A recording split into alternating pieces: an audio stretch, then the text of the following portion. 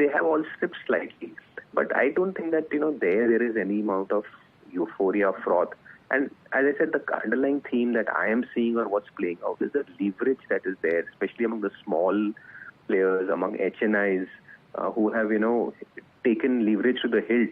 They are actually liquidating. And wherever those plays are there, that is where the pain is in the short run. Point noted. Atul, before we let you go, any pockets that you would keep a keen eye out for, wherein you believe that you would want to park money once the dust settles?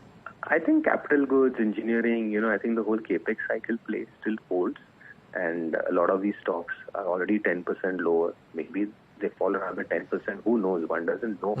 But I feel that these companies will come out with good numbers. And if that being what it is, and they were, say, 15-20% cheaper, I think that they will find buyers at lower levels.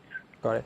Atul would want to understand quadrants and a lot more and your investing style. Invite you to come to the studio one of these days to try and do a longer conversation, please.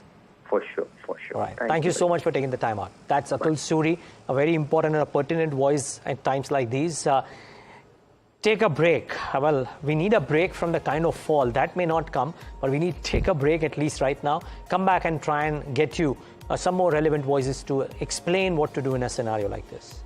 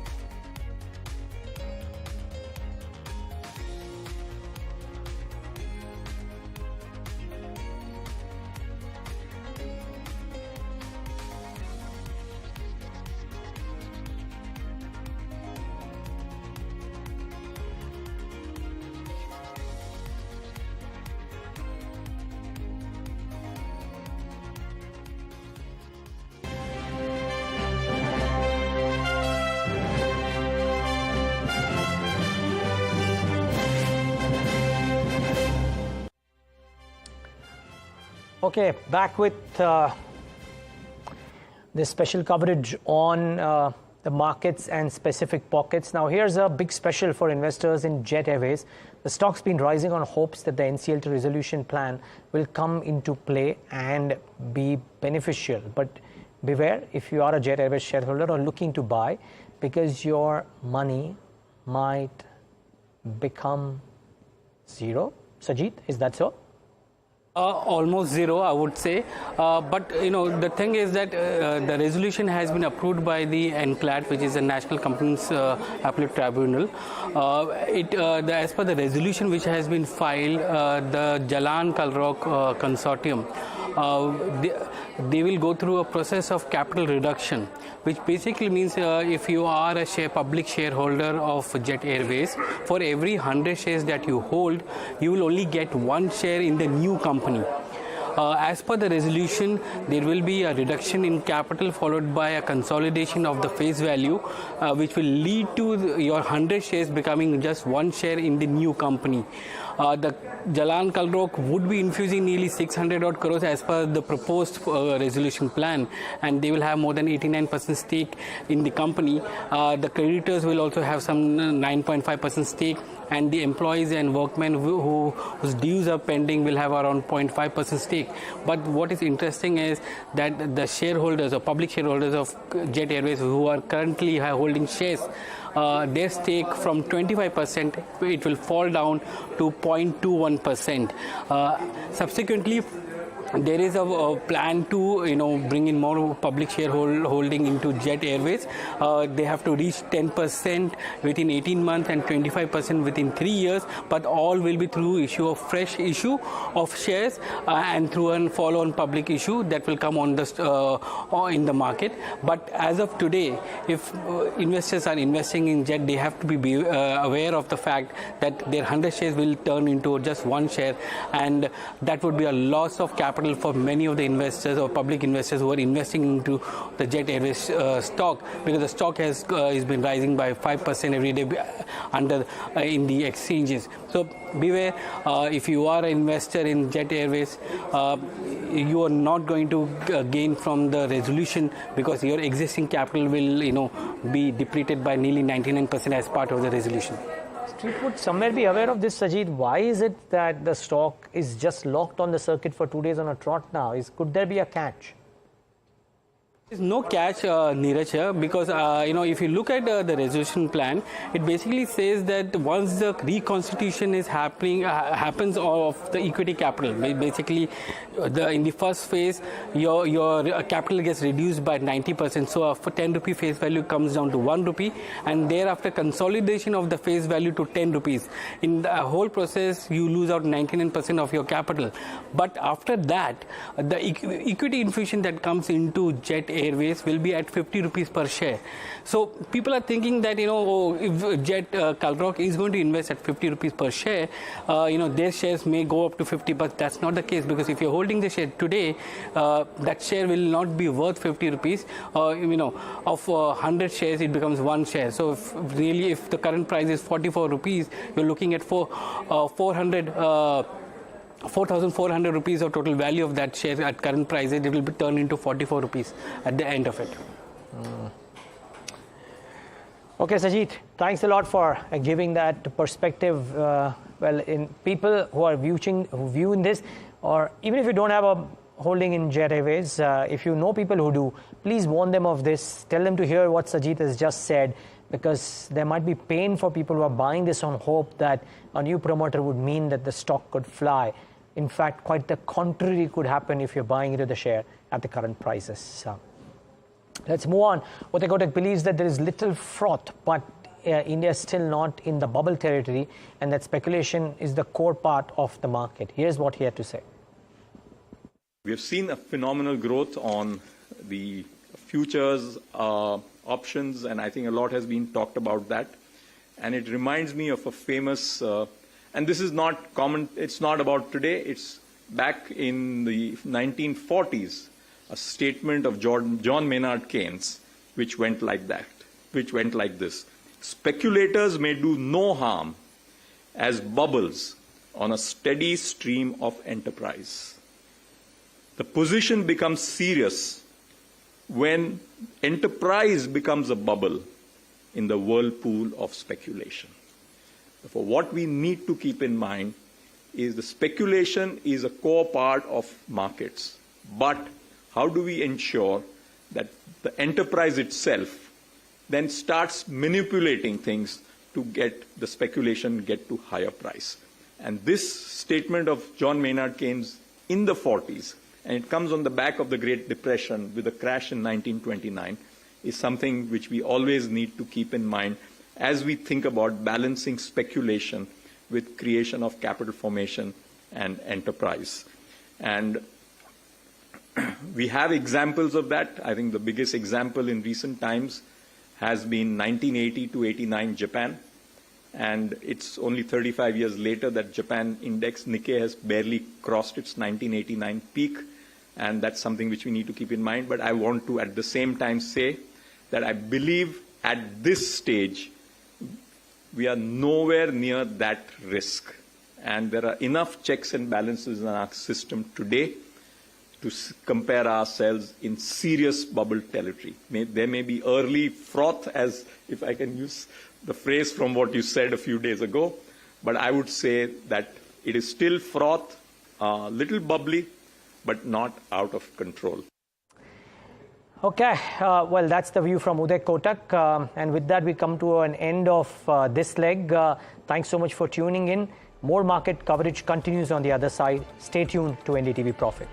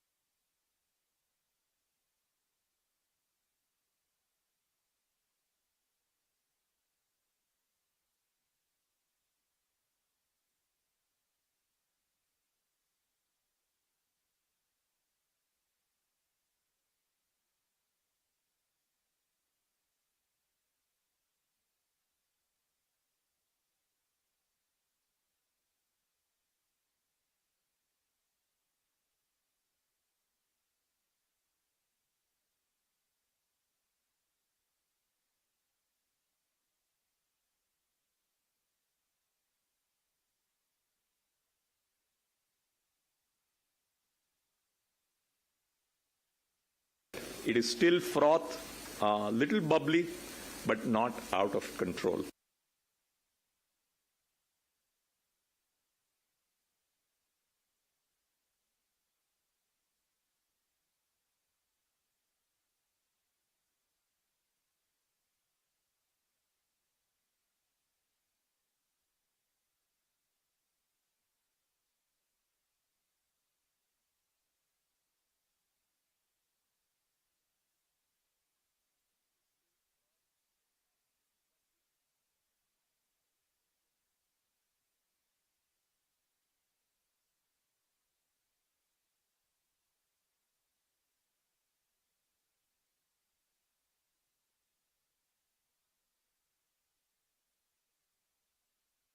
It is still a little bubbly, but not out of control.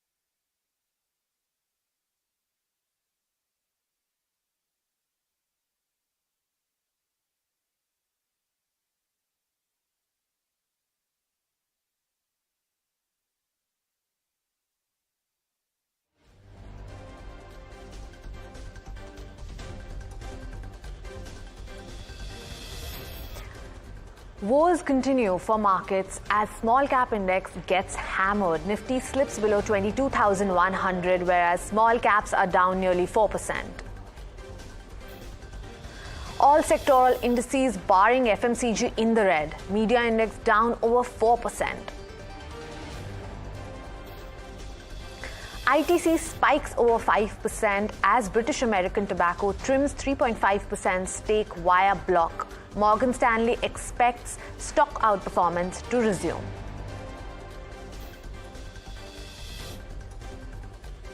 It is still froth, a little bubbly, but not out of control. Froth, but still not a bubble. That's the word coming from Uday Kotak on Indian markets from the sidelines of the NISM SEBI event that's underway.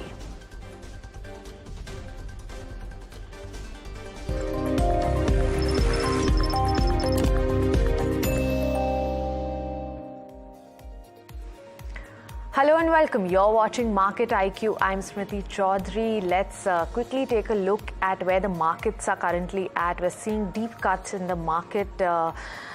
It has become, we started off on a positive note, and this has been the trajectory for the Nifty 50 for the past couple of days. If you look at the advanced decline ratio, we start out on a positive note.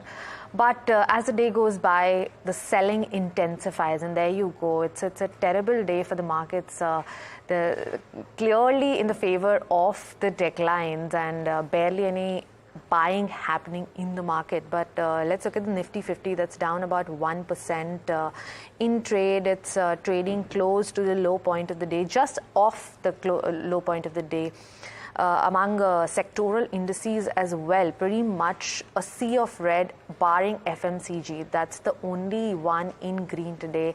We're seeing deep cuts in PSE index, realty, media, metals, all over the place. That's what's happening within the sectors. But let's also pull up the Nifty 50 contributors and see what's bringing the index down. You can see a lot of weakness in the likes of RIL, L&T and Bharti Airtel. Just a couple of ones in green are ICICI Bank, ITC and Kotak Mahindra Bank. Apart from Bajaj Finance, that is also trading in green. Let's look at the broader end of the spectrum where where sharp selling has taken place. You can see the mid-cap index down close to 3% as we speak, but let's also pull up the small cap index and see where that is at, over 3.5% down. Deep cuts, especially in the small cap index, and if I'm not wrong, we have already erased all the gains in the small cap index as we speak. So pretty much a sharp selling day for the markets. Let's also pull up some of the stocks in the mid cap and the small cap index that are sharply down as we speak. Let's look at the mid cap losers, if we can bring that up, and you can see Vodafone Idea sharply down 7% in trade. We have PFC down 5.5%, AB Capital as well down. We have NMDC, Concor, REC. So a lot of weakness apart from what we're seeing among sectors. A lot of it is on the PSU side as well. We saw pretty expensive valuations in PSUs, but it has started. The correction has definitely started. Let's see how that kind of plays out. If this is, it looks more than a correction at this point, but we're going to keep a track of how this pans out for the rest of the day. But let's now talk about a specific counter, which is Allcargo Logistics, that is in focus. Now, this integrated logistics solutions provider has been lower, over 6% today in trade. In the past month, the stock has declined over 3.5% as well. The company has approved demerger, corporate restructuring, which will be eliminated, which will be implemented in the next 10 to 12 months. To discuss this and more, we're joined by Mr. Ravi Jakhar, who's the Chief Strategy Officer at Allcargo Group. Thank you so much, Ravi, for joining, and it's a pleasure talking to you on NTV Profit. Likewise. Let's start off with the business update. You came out with the Feb business update. While if on a year-on-year basis, there's a recovery of about 5 to 7%. However, on a month-on-month or on a sequential basis, we've seen some volume decline. Is it more the macro factors that are affecting the Red Sea issues? And what kind of a trajectory do you see for the coming months or for the rest of the quarter? Yeah, so we have just released our monthly updates that you referred to. And I would say they are quite positive in the context of the macroeconomic environment and the global trade. We have seen almost 7% increase in our LCL business, and we have also seen 5% increase in our FCL business. Now, Feb is obviously a shorter month, and also it has Chinese New Year. So traditionally, if you would notice, Feb is much lower than January. In fact, if you compare last year to this year, last year Feb had seen a decline of almost 14%. While compared to that, this time the decline is only 5%. That is on account of stronger volumes in February, despite the shorter month and Chinese New Year and other contributing factors. So I would say for the month of Feb, the performance has been quite good on the international supply chain business. On the domestic business as well, we have released the commentary a few days ago, and the business has seen almost 15% increase year on year. So on the business front, I would say volumes have been pretty good. In terms of the near-term outlook, we see that similar trend should continue. We do not expect a significant revival because the global trade is still subdued in terms of the consumer demand. And we still maintain the guidance that we believe that somewhere around June or July, when typically the global shipping cycle kicks in, people start building up inventories for the festive season ahead. That's the time when we believe volume should really start looking up. And then the effort of expanding the market share on our side, on the context of market increase itself, should help us provide compounded impact. And that's where we see some good sustained growth should possibly come in towards the second half of this calendar year. But for now, Feb has been a good month. All right, and let's talk about the global trade. You mentioned that the second half of 2024 is when we're going to see this sluggishness sort of come off. So what kind of impact are you seeing of this on the business? What kind of volume growth increase are you seeing from maybe in the second half of 2024?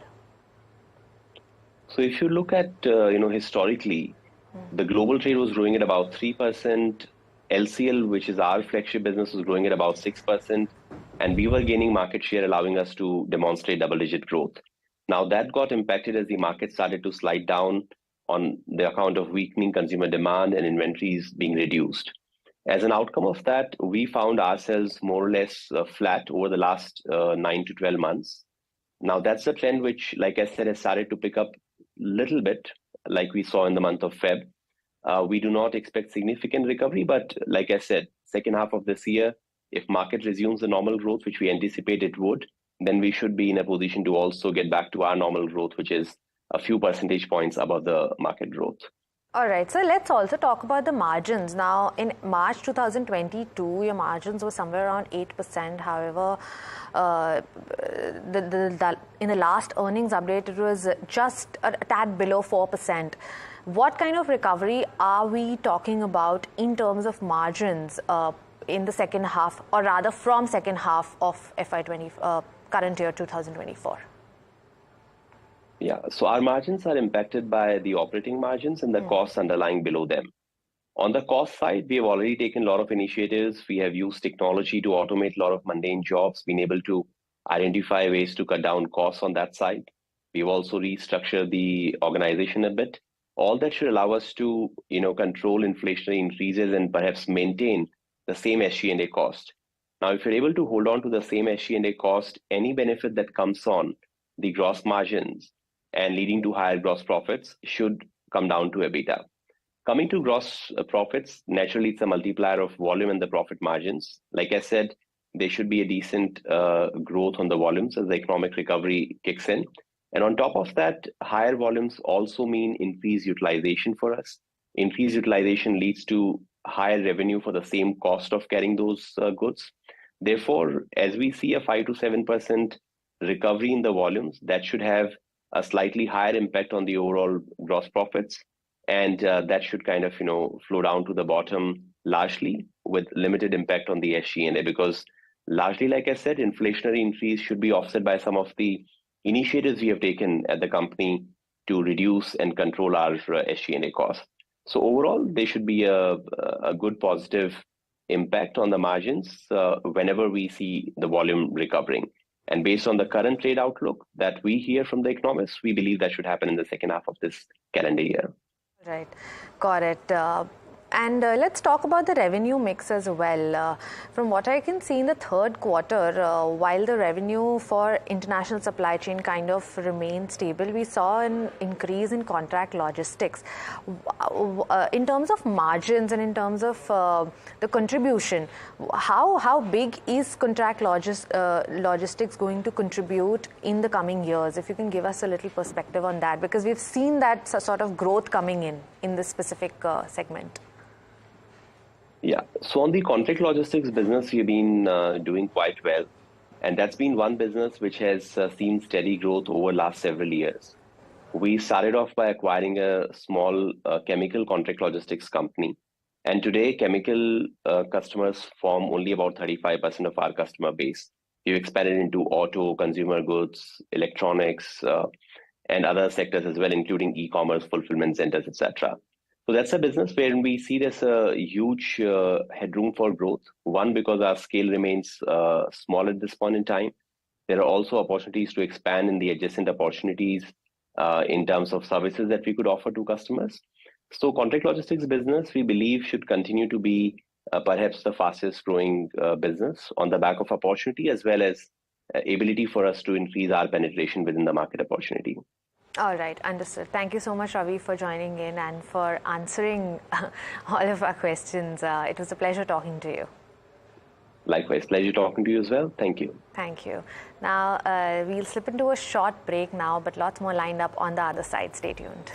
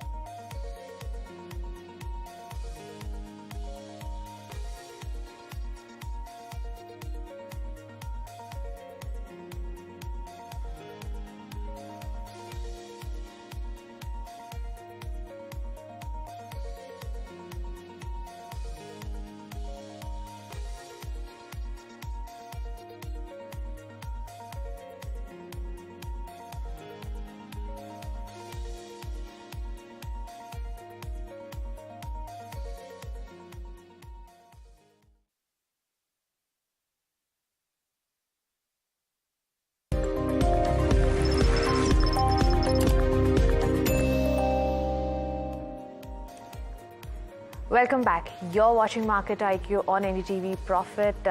Let's talk about another stock, which is Jet Airways, that's logged in upper circuit since morning today. And this comes after the NCLT, after the rising hopes on the NCLT resolution plan that will come into play. But beware, if you're a Jet Airways shareholder or you're also buying, thinking of buying the stock, your entire money will become zero.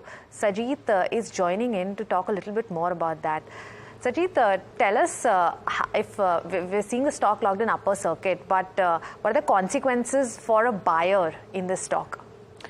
Investors of Jet Airways needs to be beware and be careful about investing in further in these stocks, or any investor who's looking to invest into Jet Airways should be more careful, because as part of the resolution plan there is extinguishing of the entire equity capital of the public shareholders to the extent of nearly 99%. To give you a context, now if you're holding 100 shares of Jet Airways today, or if you're going to buy 100 shares of Jet Airways today, at the end of the resolution plan, when it comes into effect, your 100 shares will be extinguished, and only one share will be left in that sense. So there's a 99% equity reduction which is happening as part of the resolution plan. There will be equity capital reduction followed by consolidation of the face value, as a result of which your 100 shares will remain as one share of Jet Airways. Now, to put it in context, there is a new investor which has put in a resolution plan. That plan involves equity infusion into the company or the airline there. As and when that happens, after the Supreme Court final judgment that comes on the Jet Airways resolution plan, it will be implemented. As part of the implementation, the Jalan Kalrog Consortium will be investing roughly around 600 odd crores into the company at a price of 50 rupees per share. But that should not be the price that the current shareholders should be looking at, because those shareholders are currently controlling 25% of the company will then, after the resolution, control only 0.21% of the company. So if you're, say, at 44 rupees a share, if you hold 100 shares, that value is nearly 4,400 for you now. After that, after the resolution plan, that entire value or portfolio, which is 4,400, will be left with just 44 rupees. So beware when you are investing into Jet Airways shares. Anyways, there is a lot of risk management which has been put in place by the stock exchanges, and there is only delivery-based buying and selling that's happening. But even then, you should not look at accumulating, because that's not going to help you once the resolution plan comes into force. All right, thank you, Sajith, for that. A bit of caution required in the stock of Jet Airways. But let's talk about another stock, which is ITC. Now, this is the big gainer on the Nifty 50 index and is among the only 4 gainers, in fact, out of the 50 stocks. Now, this rise in the stock price comes on the back of BAT, which is British American Tobacco Company, that has offloaded 3.5% stake in the company, and which is why it's buzzing. It was up for about 8%. That's the intraday high, and right now it's up about 4.5%. My colleague Mahima is joining in to talk about the valuation of the stock. Now, brokerages, Mahima, largely remain bullish on the FMCG major. But talk to us a little bit about the valuation and the stock trend for ITC. Right, Smriti. So before I move on to the valuations, if we talk about how the ITC stock has performed over the years, well, between 2013 to 2018, the stock was under pressure because of multiple reasons, like the sales, EBITDA, PAT, PBT were growing at a CAGR of only 6 to 8%. And there was a huge amount of taxation on tobacco, and there was implementation of GST also on tobacco. But well, between 2019 to 2023, things changed. The sales and EBITDA grew at around 9 to 10% CAGR, and PAT grew by 12% CAGR. So that worked for the stock, and there was also stabilization in terms of tobacco taxes. So 2022 saw a huge surge in the stock, where the stock doubled in FY 2022, especially in Feb 2022, when the valuations were around 18 times. Now the PE ratio currently stands at around 22 times. times, considering the gain that the stock has gained today. And the 5-year median PE is around 22 times, and the highest PE is around for 5 years has been 34 times, and for 2 years it has been 32 times. So the PE is near its 5 years medium right now. And if we talk about the earning expectations in terms of EPS, well, the EPS is consistently growing. And if we talk about the estimates as per Bloomberg, well, for FY25 estimates it is around 18, and for FY27 it's around 23.4. So EPS trend is on a growth trajectory. And if we talk about the analyst takeaways, well, buy 92% say buy, 5% say hold, and 3% say sell. So clearly the street view is that it's a good, the valuations are looking nice, and it's probably they're bullish on the stock. Right, understood, Mahima. Thank you so much for being so comprehensive with us. Now, we saw valuations for ITCP close to the lower side that we have seen in the past. Probably that's why we're seeing buying in the stock today. But let's talk about Uday Kotak, who believes that there's a little froth in the market, in the Indian markets, but it's still not a bubble territory, and that speculation is the core part of any market. Here's what he had to say from the sidelines of SEBI NISM conference that's underway. Listen in. We have seen a phenomenal growth on the futures options, and I think a lot has been talked about that. And it reminds me of a famous, and this is not common, it's not about today, it's back in the 1940s, a statement of John Maynard Keynes, which went like this. Speculators may do no harm as bubbles on a steady stream of enterprise.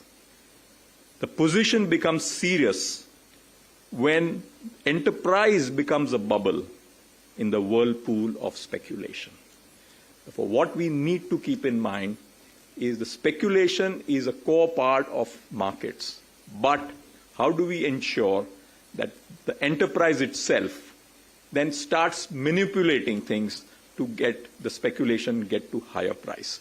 And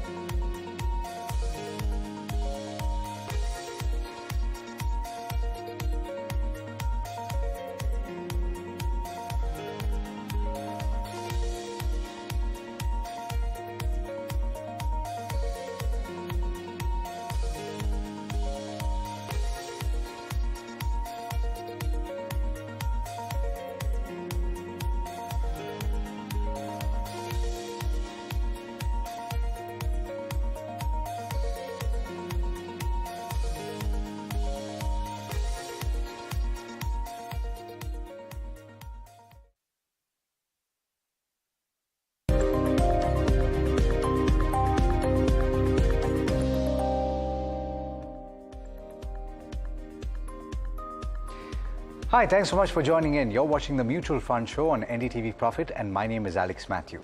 Now, let's talk about the markets, because it's a day where you absolutely cannot ignore what's going on. Let's pull up the benchmark Nifty 50 and you'll see that it's down about 1%, but the real drop is visible in the broader end of the markets, where you're seeing the Midcap index down about 2.9%, and you have the Smallcap 250 index that's down as much as 3.75% to close to 4% at this juncture.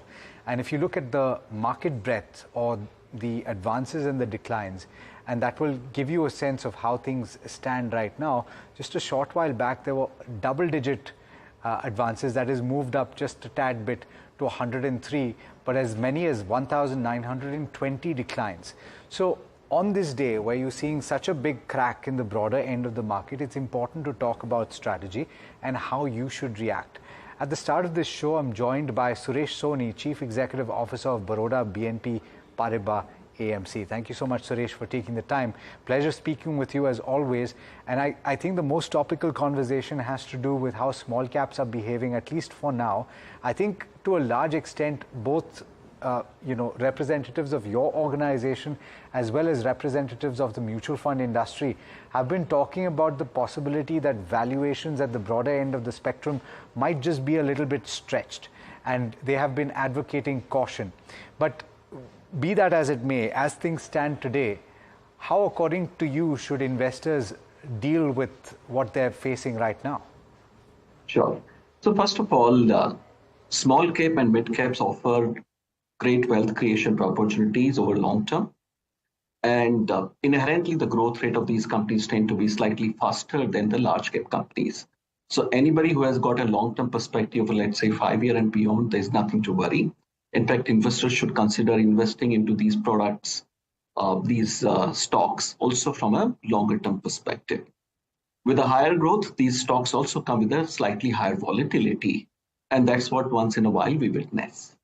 But on a broad brush, it is very difficult to just, portray the entire small cap segment as a monolithic or a single entity. This represents a very large, diverse group of companies. And as SEBI has rightly pointed out, and as I think most of us realize, there are certain pockets where there is fraud, and investors will do well to stay away from those pockets. But it does not necessarily mean that small cap or mid cap investing is bad, or it is something that one should completely avoid. It is that one has to have right time horizon as well as the right process. Second thing, what one has seen in the recent time is there has been a lot of low quality stocks that have risen. And it is some of those areas that one has to be cautious of, and not the entire market. Now, it's interesting because, and I would have loved to speak to your fund manager. Understandably, he's in the midst of things right now, and you can't expect him to leave his desk, especially today. But I'm trying to understand also from your perspective. You launched your small cap fund in October of 2023. And I would think that it was a brave decision, especially given the way that the markets have performed over the last couple of years, and the broader end at that, right? Particularly in 2023. So what about the internal conversations that you guys have had in terms of getting inflows, how you allocating, what kind of messaging has gone out? Sure. So first of all, when we launch products, we take a longer term perspective on the product. Right. So we are not looking at the next quarter or the next 3 months, 6 months kind of performance or the market. Our product launches are essentially a combination of our readiness in terms of managing them, our own conviction into the areas, as well as are we able to find good investment opportunities. For us, that's not been a challenge at all. I think our fund managers have done an incredible job of deploying this capital in an efficient manner. The fund has done fairly well since the time of its launch. And we do not have any challenges in terms of either deploying capital or getting worried about the stocks that we hold. Point. Having said that, in terms of allocation going forward, there are understandably a lot of investors that have poured money into small caps in particular. I was looking at the data as of February. If you look at 12 months, 40,000 plus crore has flowed into small caps. And of course, it's not uniform. They have flowed into a few schemes in particular.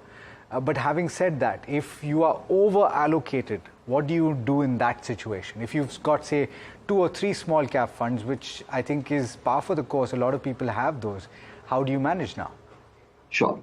So again, I think in portfolios, it is important to have balance. And investors have to recognize that if they are overexposed to this particular area and over a period of time, this is delivered significantly high returns for them, they want to rebalance it into larger cap and or balance advantage products. I think those could be indeed the areas that they should contemplate. However, if you have a 5-year kind of a time horizon and you are not over allocated, there is no problem. You should continue staying invested and even consider over a period of time allocating money on a systematic investment plan basis, because this is an area which has created wealth over a long period of time. But Suresh, why balanced advantage in this situation? Because it's something that has both equity and debt, and a dynamic allocation between the two. But one doesn't replace the other. One takes exposure to a small cap or a mid cap because one looks at a 5-year, 7-year, 10-year horizon and says this is the place to be. So how does balanced advantage fit into a portfolio?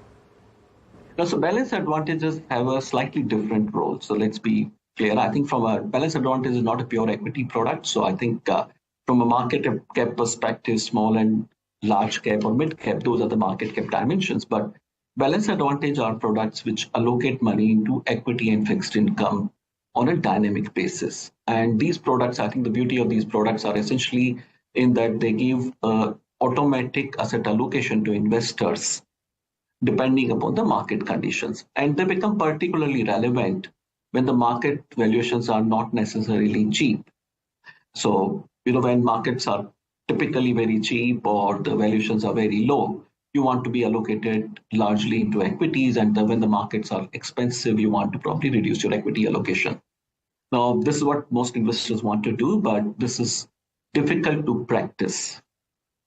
So, what balanced advantage funds do is they automatically do this for investors in the product, and therefore investors can kind of stay away from having to make allocation calls on a day-to-day basis, but let the fund manager do it for them. So that's fair. But Suresh, from the perspective of benchmarking it, and from the perspective of expecting or setting an expectation of what returns you would expect, this is not something that you would compare to a pure equity fund, right?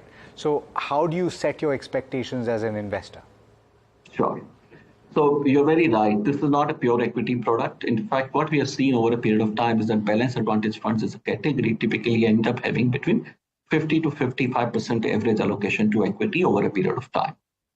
Yet, what is interesting to see is that these funds generally manage to deliver over 80% participation to the equity market.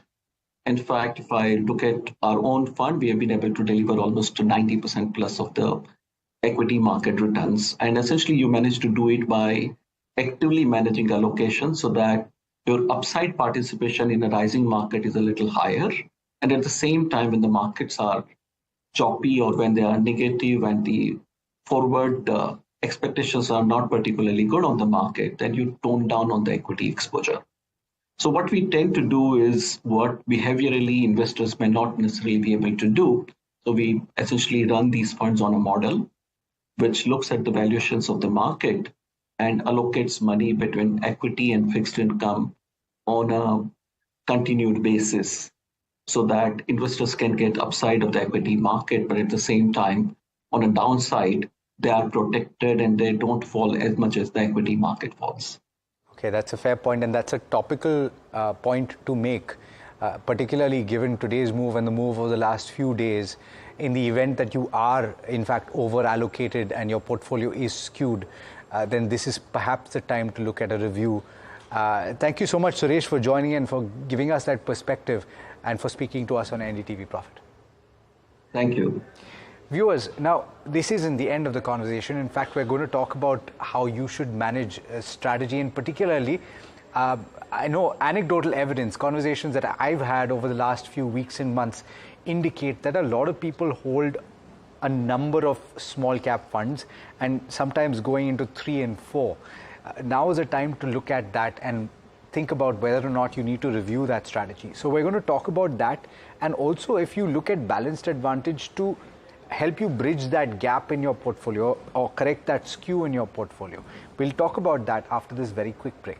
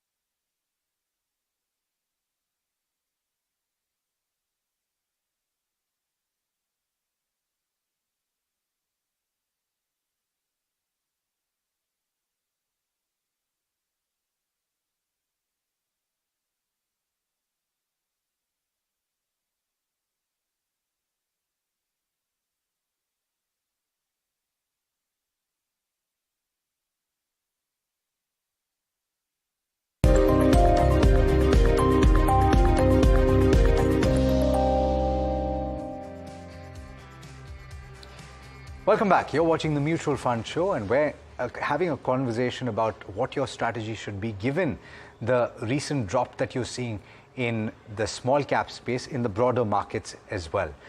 We're also talking about how balanced advantage funds fit into your portfolio, perhaps in that same conversation.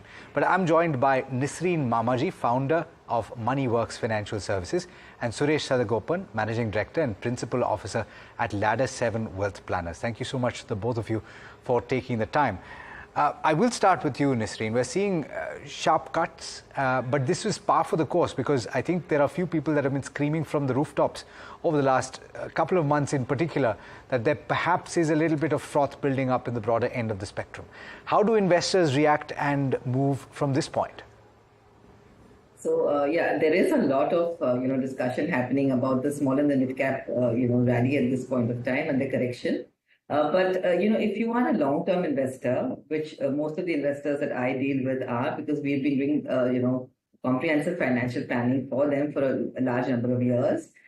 So the asset allocation towards mid and small cap, from the very beginning, we have always maintained that it shouldn't cross about 20 to 30% of the portfolio.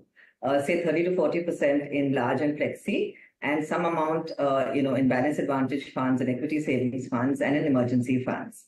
So if the asset allocation is done in that way, obviously at this point of time, there will be a certain, the small and mid caps obviously will have a larger proportion in the asset allocation.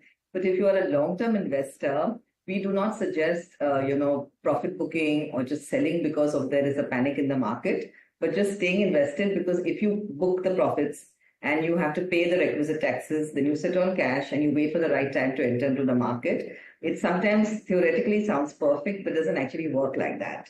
So it's for the longer term investors who have a certain goal in mind, it's better to just stay invested and let the asset allocation and the correction happen by the mutual fund managers who will be doing taking the necessary steps in the multi-cap and the flexi-cap funds, so to speak. But I do not feel that we should react in a panic way at this point. Point taken. So, but that is, I would think, Nisreen, for people that have followed a pragmatic approach and an asset allocation approach. Now, I was mentioning earlier on in the program that anecdotal evidence, conversations that I've had suggest that that may not be the case for a large number of investors. People have been aggressively sold small caps, and therefore they have bought it with the prospects of better returns. So Suresh, if there is a skew in somebody's portfolio, do they then book some profits? Because one would assume that the rally that has taken small caps up by as much as 60% over the last 12 years, notwithstanding the correction, you would have a significant skew. Yeah, so I think I completely agree with you, Alex, in the sense that a lot of people are only looking at the returns and they are gravitating towards those schemes which are giving that return. So in this particular case, mid and small cap categories have fired up quite well, and a lot of money has flown into that to warrant SEBI to talk about the accumulating froth in this particular sector. So it is fairly evident that retail investors have been putting a lot of money into mid and small cap, and I have no reason to believe that it is part of the asset allocation strategy. Probably it is not part of that at all. So if that is truly really the case, then they should consider reallocating to other portions of the equity segments, like large cap or maybe probably a flexi cap category, and any other category which includes balanced advantage fund as a category. So I really feel that the froth has been building up for some time, which SEBI has correctly flagged now. Whether this is the right time to, pull out the money is a question mark. But if the asset allocation strategy is currently skewed, yeah, they can consider rebalancing and putting it in the appropriate bucket. So that's what I would say. So, okay, fair point. Nisreen, from the comment that you made about asset allocation, you didn't mention fixed income, but you mentioned balanced advantage or hybrid that is perhaps solving that role. Is that because of the taxation aspect? And also, what does someone bear in mind right now? Do you make that shift into balanced advantage? Okay, so the emergency funds or the funds that you need for the 1 to 3 year bucket, you have an option in the arbitrage segment.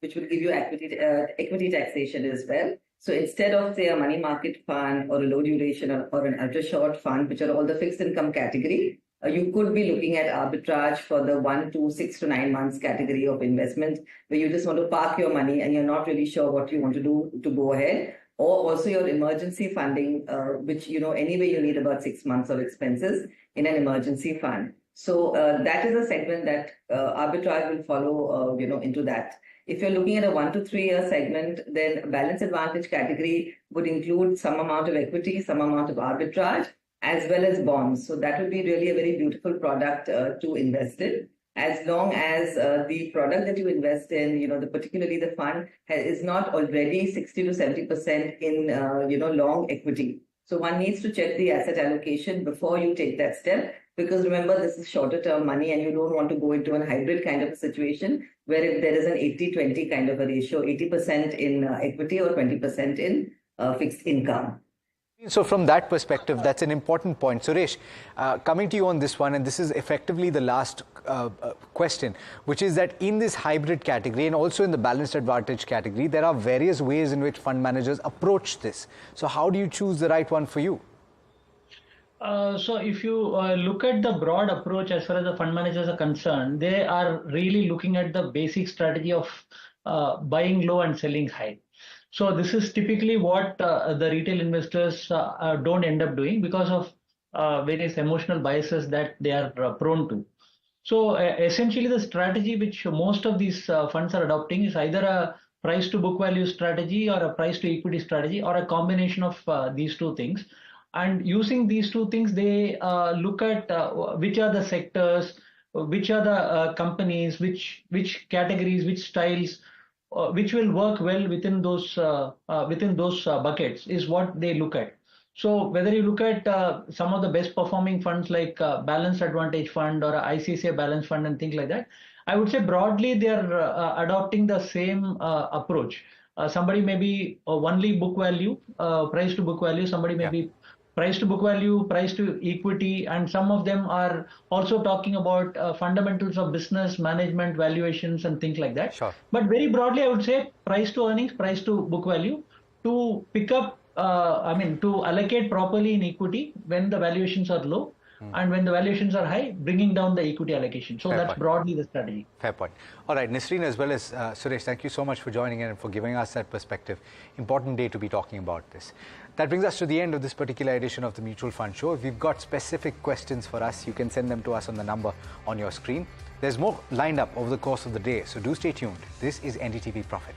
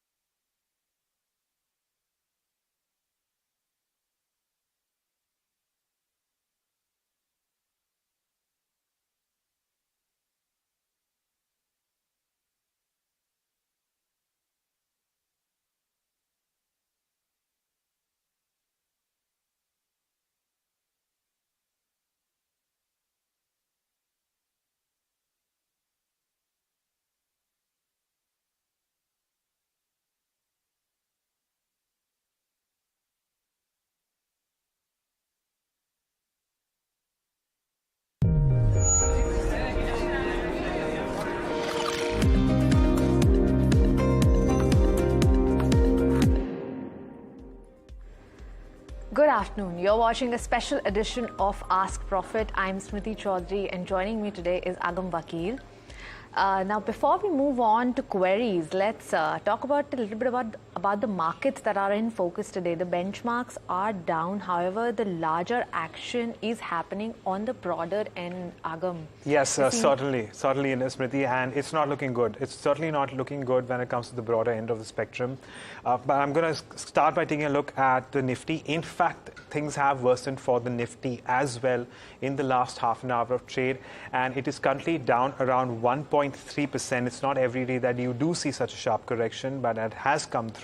The Bank Nifty is holding on to just about a 0.5% cut, but the Nifty at the moment is looking at a sharper 1.3% decline.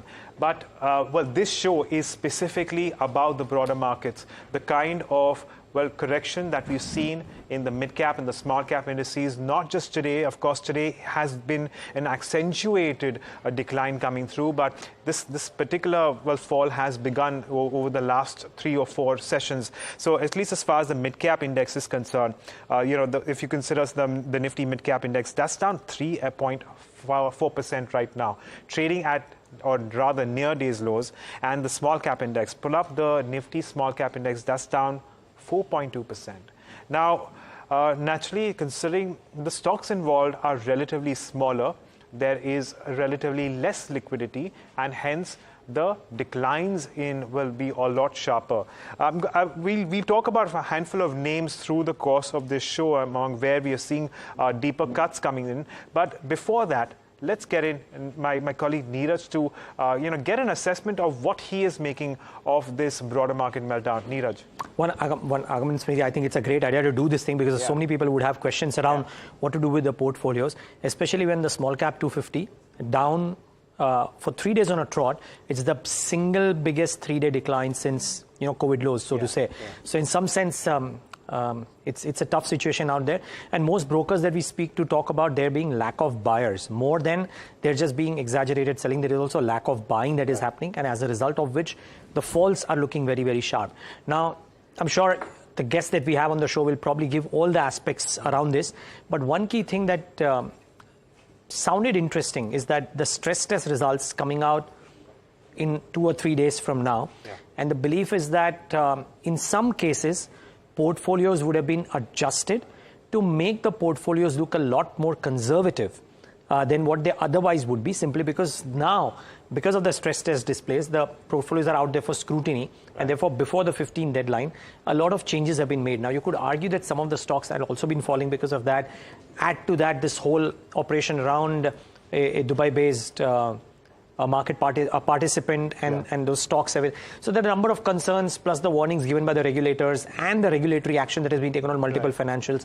So put all together, a heady cocktail. No surprise that the markets have fallen. The pace has been very strong. Just one last point I'll leave you with. PCR at 0.67, 0.68. Usually the levels from which Agam would have a better insight here. But the markets tend to kind of bottom out or move up a little bit. It'll be interesting to see if we do that, if not today, then tomorrow. Right. Thank you so much, Neeraj, for giving us that perspective of what is happening in the market and why it's happening, rather. So it's not just selling, but the lack of buying that is that has taken over the markets, and we're seeing sharp cuts there. And we'll take individual queries. But before that, let me introduce you to the guests for today. We have Sudeep Bandopadhyay, Group Chairman at IndiTrade Capital, and Kush Bora, founder of kushbora.com, joining us today. Thank you so much, Sudeep and Kush, for joining us. And it's a pleasure speaking to both of you. Let's start off with the queries. Now, we're getting multiple queries as we speak. The first one that we're talking about is the PSU stock IREDA, a recent kind of listing. So I'll come to you, Sudeep, on this. We have Rajesh from Tamil Nadu, who has bought the stock at 179 levels. The stock is currently trading at 127, much below than the buy price here. We've seen kind of expensive valuation around this specific stock as well. But now that we're seeing cuts in the market, what would you suggest to somebody who has bought the stock from a longer term perspective? Is that for me? Yes, Sudeep. I think, fundamentally, it's a great company and, it's a recent listing. But the way the valuations had gone up was a bit unrealistic and it was looking stretched even then. I think this gentleman bought the share at an elevated level. And it was definitely, ripe for correction. Probably it was waiting for a reason to start correcting. And I think what is happening in the market, and as Neeraj explained, I think that has accentuated the fall in this counter also. But if the gentleman is willing to wait for a long term, I don't think there is a problem as such fundamentally in the counter. But he has to remember that he has bought it at a very high level. So if he can, maybe it will be worthwhile for him to look at averaging and not rush into averaging straight away now, but keep a close eye on the counter. And at if it stabilizes at some level, maybe he should average. Why I'm giving you this advice is because the stock is a good stock. There is absolutely no problem. It is in the right space at the right time. The only problem for this gentleman is that he has bought the first lot at a very high price. Okay, well, averaging is one option. As to how you can, in fact, go ahead and deal with IREDA, a very recently listed company coming through. We move on and talk about Indian Overseas Bank. This is one of your other PSU banks which has potentially run up off late, and we have Harsh Kumar, who holds about 1,750 odd shares at a price target of at an entry price of around 68.55. The question that he asks is, should he hold or exit Indian Overseas Banks? Let's pull up the stock and see where it's currently trading at. It is in fact at 57.45, so he's sitting on a reasonable amount of losses at the moment. The quantity is also not that small at the way we see it. Indian Overseas Bank, one of the less traded public sector banks of late, but I'm going to direct this query to Kush. Kush, good afternoon. Thanks for joining in. What would you suggest to Harsh Kumar that he do with Indian Overseas Bank, considering he's looking at a potential loss at the moment? Sure. Hi, Agam. First off, a very good morning, a very good afternoon to you, to all the panelists and the viewers. If I can just take a quick 30 seconds. Despite the kind of dip that we are seeing in the mid-cap and the small cap, the indices from last March to till date today, the mid-cap index is still 53% up and the small cap index is still 60% up. So that's the kind of run-up that the indices already had. A lot of these queries will be for those who entered last in the rally and hence are seeing the pain. My overall view or overall reading at the moment on the mid-cap and the small cap space is that don't sell in panic. We've always heard buy when everyone is selling and sell when everyone is buying. If you can't buy at the moment because your capital was 100% or perhaps in some cases more than 100% blocked, at least don't sell when everyone is selling. So hold on to these positions. The waiting perhaps might be a little longer, but a lot of these good names at least will rebound. That said, specifically on IOB, my suggestion is very similar to what I just mentioned. Hold on. This is not a stock which actually ran up a great deal, except for the last rally where the entire PSU pack and the PSU bank specifically rallied. So this stock too is taking support nearest 50-day moving average. There's a possibility that it might slip a little lower to say about 53 kind of levels, but then strong support does emerge. 68 is a slightly stretched number and the 20-day moving average as well. So the stock could see a bit of a rebound. The waiting period might be a little longer, but my suggestion would be to hold on to this one. A strong positional stop loss comes in at 50. Right, understood. Let's move on to the next counter. We're talking about Suzlon. Now, this one's from Pratik, who's writing in from Mumbai. Sudeep, we've seen a turnaround story in this stock. Pratik hasn't mentioned the buy price here, but from a longer term perspective, based on fundamentals, would you suggest holding on to Suzlon? Absolutely. I think, as you rightly said, this is a turnaround story. And, from a long-term perspective, this definitely worth a hold. There are a couple of things one has to remember is that this is a sector, this company operates in a sector which is the focus, absolutely big focus. The policy of the government and policy globally for governments have been to encourage green energy, and wind energy is one of the areas which definitely is the focus area. Suzlon has been one of the pioneers in this space as far as Indian market is concerned. And I think, after they turn around and the way things are moving for this company, as well as the entire wind energy space, it is definitely worthwhile holding on to this stock for long. Okay. All right. That's as far as Suzlon is concerned. We have yet another query, and this one is from Rajesh Maheshwari, and he, in fact, writes to us from Singapore. He says he wants a short-term and a medium-term view on hospitals. What's the outlook here? Sudeep, I'll direct this question to you. How are you positioned when it comes to the hospital sector? I reckon, considering it's a short to medium-term outlook, it would potentially be within the next 12 months. I'm very bullish on the entire hospital space. One has to remember that the recent Supreme Court direction to the government to fix, uniform prices across hospitals was a bit harsh and unrealistic. I think government has 1 month's time to respond, and I'm sure they will go back with some kind of a response. What we understand is that, there is a thinking that it has to be differentiated for different categories of hospitals, differentiated for different kind of treatments, and also, a whole lot of differentiations. And standardizations will happen only after the differentiated benchmarks are established. So the primary reason why the hospital stock corrected was because of the Supreme Court directive. To my mind, we don't have to read too much into it. First of all, as and when this directive gets adhered to, it will be with a lot of checks and balances. And number two is it will take a long time before this can get implemented. So hospital stocks after correction definitely look good. Even before correction, for long-term investors, they were looking good. I think there is a lot of consolidation and a lot of activity happening in the hospital space in India, and definitely worthwhile investing or remaining invested in the hospital space. All right, got it. Let's take one more query. We have this one from Thomas George. He's writing in from Kochi. And Kush, I'm going to take this to you. He bought KEI Industries at slightly elevated price of 3,335 a piece. Now, the stock is down about 6% as we speak. And there are definitely jitters that have taken over investors. And the question here is, should you average out of the stock, or should you hold on? Well, so not a big fan of averaging. So wouldn't really recommend that, at least right away. Once we see some kind of a rebound, perhaps then.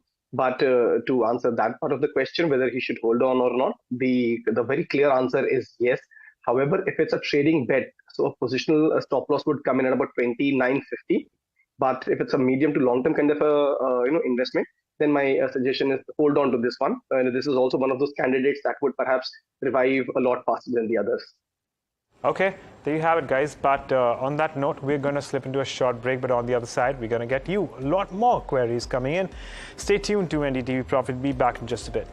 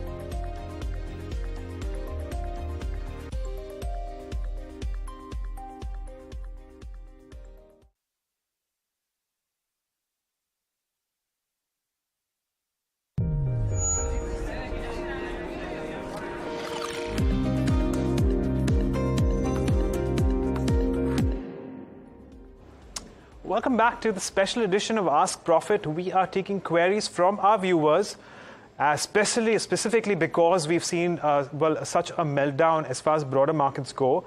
And in fact, it's not just the broader markets. We have seen the Nifty lose out on the 22,000 mark as well. And it's turning out to be a tough market, not just for mid-cap and small caps, but also some of your relatively larger names. That said, let's take a look at some of more queries which are coming through, and there is one more around Jio Financial Services. We have a query from Jayesh, and he wants to know what we can do with this one. Kush, what is your assessment of Jio Financial Services? Long term, short term, how would you address this one?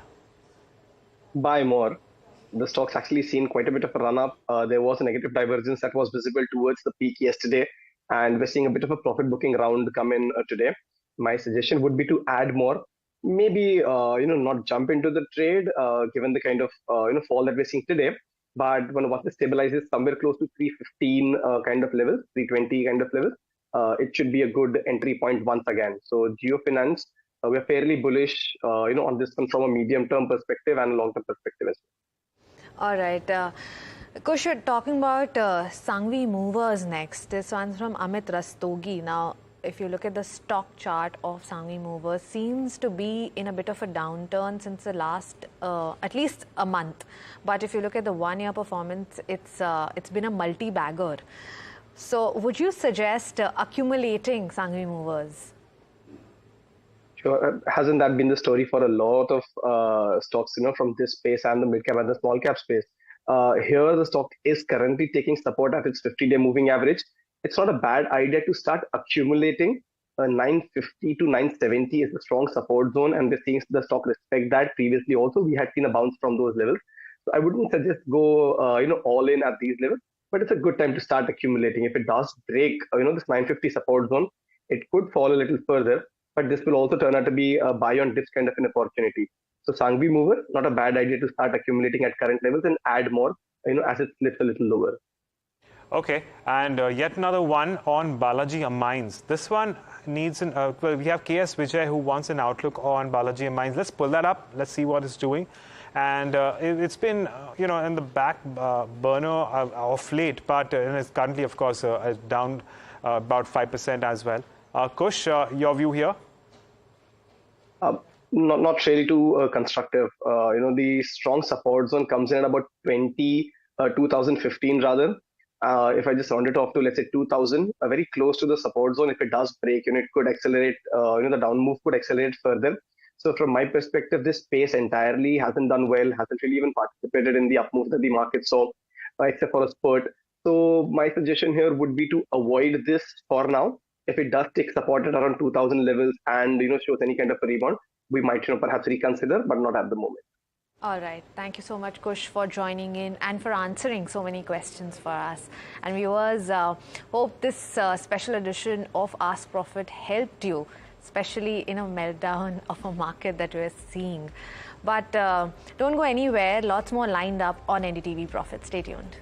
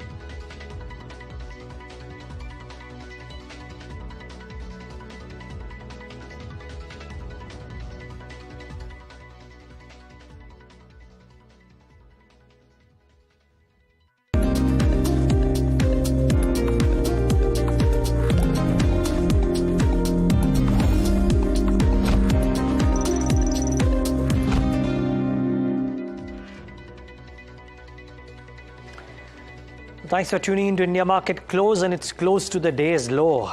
Dragged down not by banks this time, but by the broader end of the spectrum. The pain really is not as much in the Nifty as it is in the mid caps and the small caps. I mean, just look at the real estate index, and that tells you a story. 7% lower. Maybe I shot myself in the foot when I said that there could be buying at lower levels, because for now, there doesn't seem to be any kind of buying in this bucket. But anything which is high beta is correcting. Look at the PSUs, for example, and high quality, low quality doesn't matter really. Everything is getting smashed. 6.5% for the Nifty PSE as well. And just get the heat map up on the screen for the large caps at least to start off with. 4 or 5 stocks in the green, everything in the red. ITC is holding out, yes, even that's off from the highs of the day, but still holding out 5%. But out here, there is just pain, and economy facing stuff is taking it on the chin, from a Coal India to the Adani Twins to Power Grid, NTPC. Everything related to the economy is really coming off very rapidly. I mean, I see no point in talking about specific points, but for the fact that maybe IT is holding out a little bit, ITC is holding out a little bit, but everything else seems to be smashed to smithereens really in the session today, particularly the small cap end of the market. Yeah, I mean, the broader end of the market is hurting more, perhaps because it also ran up more and it doesn't have an ITC, which is like one sole survivor, sort of, naag bacha raha hai aaj bazaar ki, I would say, about 5% up. Look at that advanced decline move and the gap only widening. You're at, a bit of concerning levels on the index Nifty under 22,000 right now as we speak. We pulled up the small cap indices as well, but specific, which are the biggest pain points? PSU stocks Neeraj spoke about, and that mood has turned for a while, but an SJVN, NHPC, Cochin Shipyard today, part of the top loser list, between 9 to 10% hit on these counters in closing trade. Realty stocks, of course, everything is beaten when you have the entire index 6.5%, but again, 8 to 10% down on a Phoenix Mills and iBulls, a Prestige.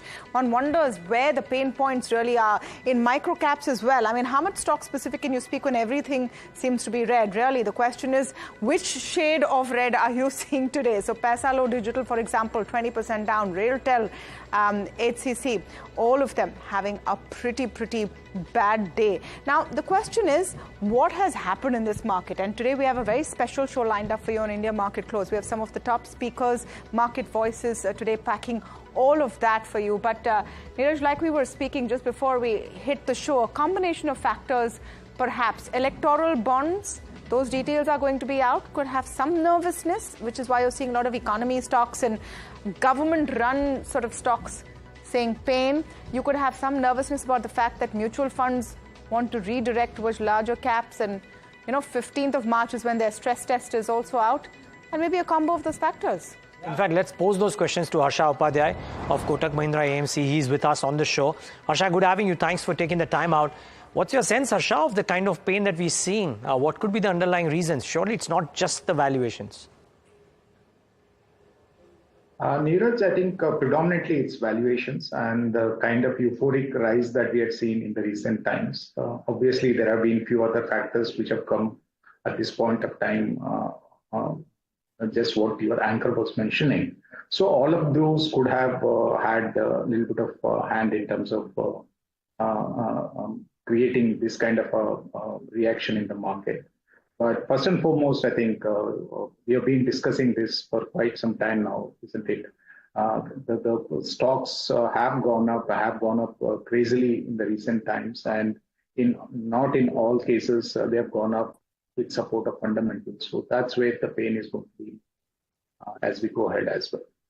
Harsha, one of the talking points that came in today was also that in some of the mid-cap, small-cap portfolios or otherwise, because the stress test is around the corner, would portfolios have turned a bit more conservative since, the results to be declared, so on and so forth, in select cases, etc. So do you think that could be a reason? No, I do not think that's the reason, Neeraj. These are the numbers which were anyways coming out in fact sheets in other communications that we were doing in the past. There are a few other things which were not in the public domain, but most of the mutual fund houses in their investment committee meetings or in their internal meetings, I'm sure would have discussed. We were doing that anyways at our end. It's just that all of that is getting collated in a standard format and it's going to be put on AMFI website. There is no other difference. So I don't think because of the disclosures, there is going to be change in the portfolios, etc. That's unlikely to happen. Having said that, Harsha and Tamanna here, great to speak with you, though on a bit of a troublesome day. Nevertheless, yes, the stress test was expected, being prepared for, but there is a sense that mutual funds are now redirecting. You've had one player just very recently stop lump sum investments in small cap funds. I just want to get your sense of whether that's a direction that the industry will follow, and that review of sorts is something that's affecting the market sentiment as well. It's very difficult to say that everybody in the industry will have same view on the valuations or on the market conditions and will take the same view. Yes, there have been few funds which have done that, but I don't think we can generalize and say that nobody is going to accept money in small caps or mid caps and only large cap funds will be open for subscription, etc. That's an extreme reaction, I would say. That's unlikely to happen. So I'm not saying that no one will accept money in small caps, and even these funds are continuing to accept SIPs. They've capped them at 2 lakh rupees. Just want to know your take, Harsha. Right now, looking at the regulatory overhang in certain sections, the push of retail investment protection and that kind of zeal that's coming in. For you, do you think that small and mid caps are looking fundamentally risky, or have you become more picky? See, they've always been more expensive compared to large caps for the last several quarters. In fact, just before the correction started a week earlier, the small caps were trading at almost 45% premium to their historical average valuations. Mid caps were trading at almost 20 to 22% premium to their historical average valuations. So clearly, there has been a valuation richness in the broader end of the market. And we just needed some trigger for this to cool off, I guess. And that has happened.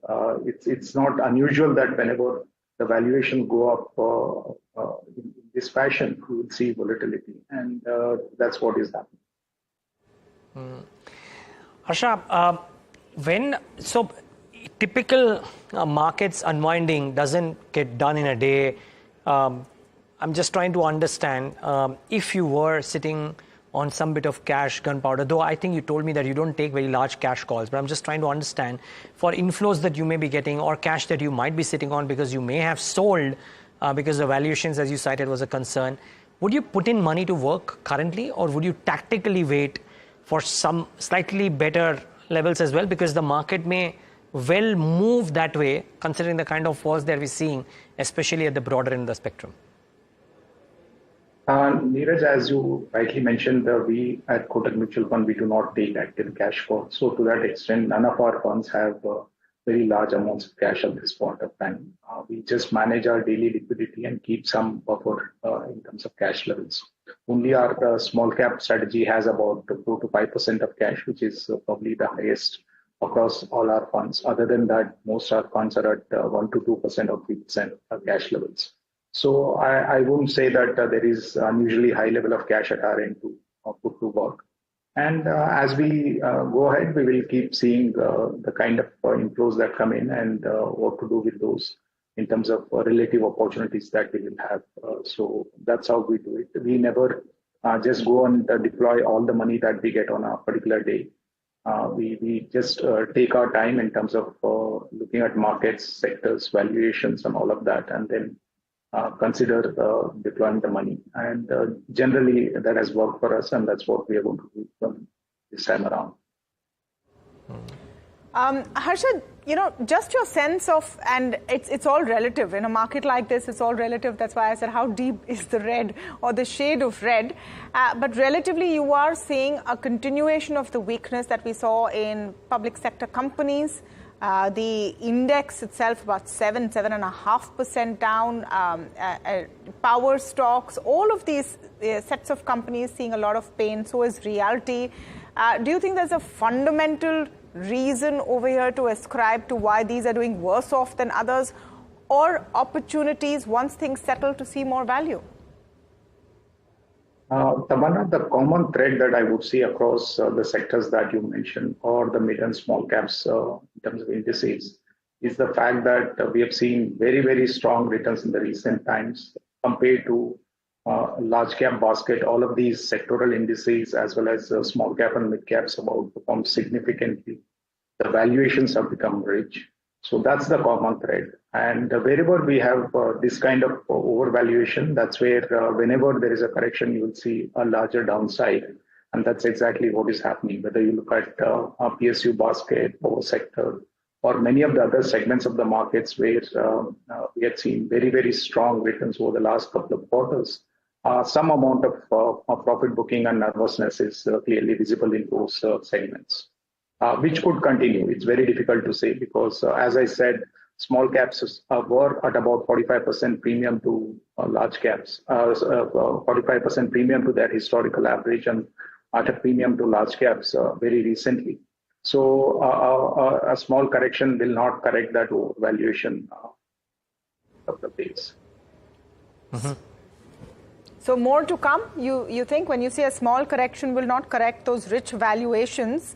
How far in do you think we are in that corrective phase? I mean, people watching this right now in the closing session are going to wonder whether there is more pain in store.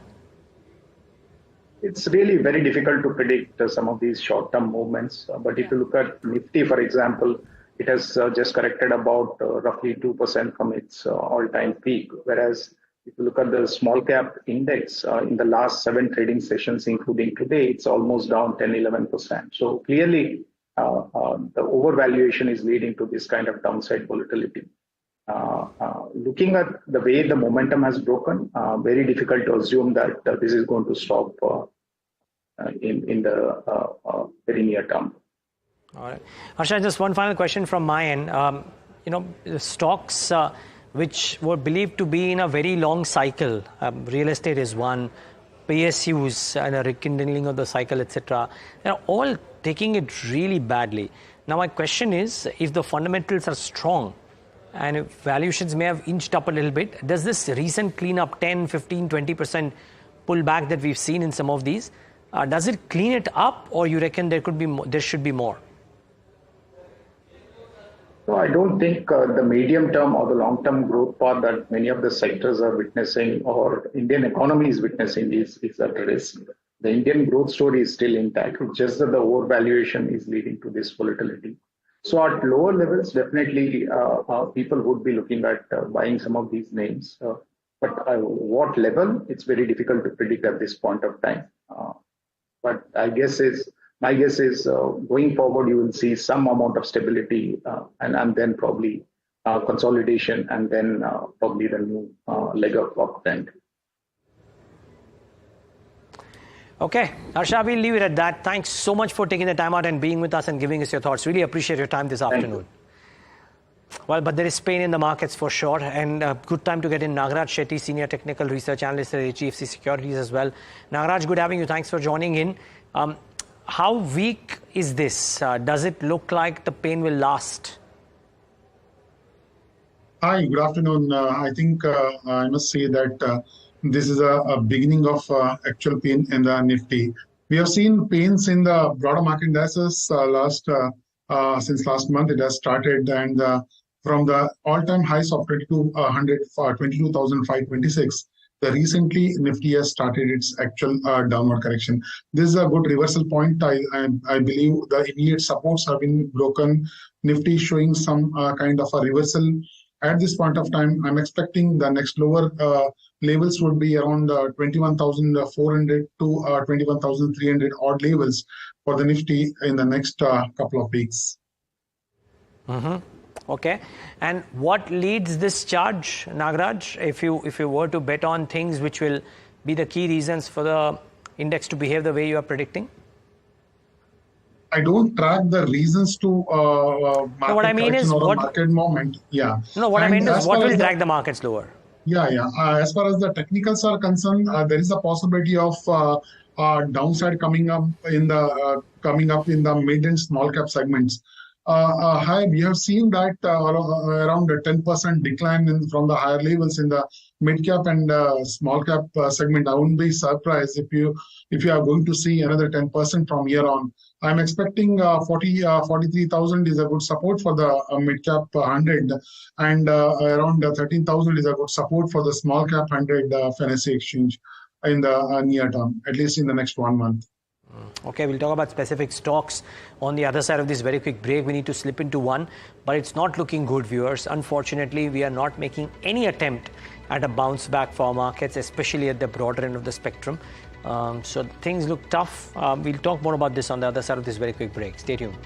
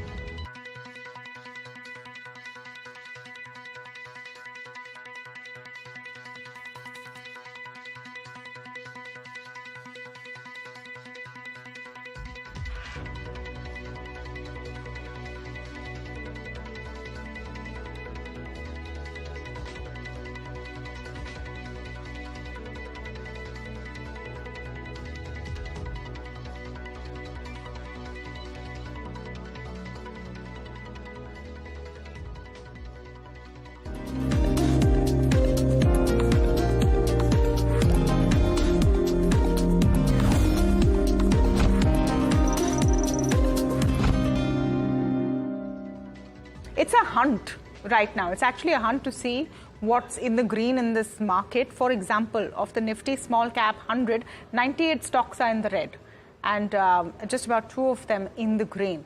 I mean, even the Nifty, frankly, if you take the ITC run-up out of the equation, it's a completely different story going on below 22,000, and unfortunately just sliding in that direction right now. The biggest contribution to the Nifty fall today relatively is Reliance Industries, L&T, NTPC, Bharti, all of them. We're talking about how economy and economy-related stocks are taking the biggest hit.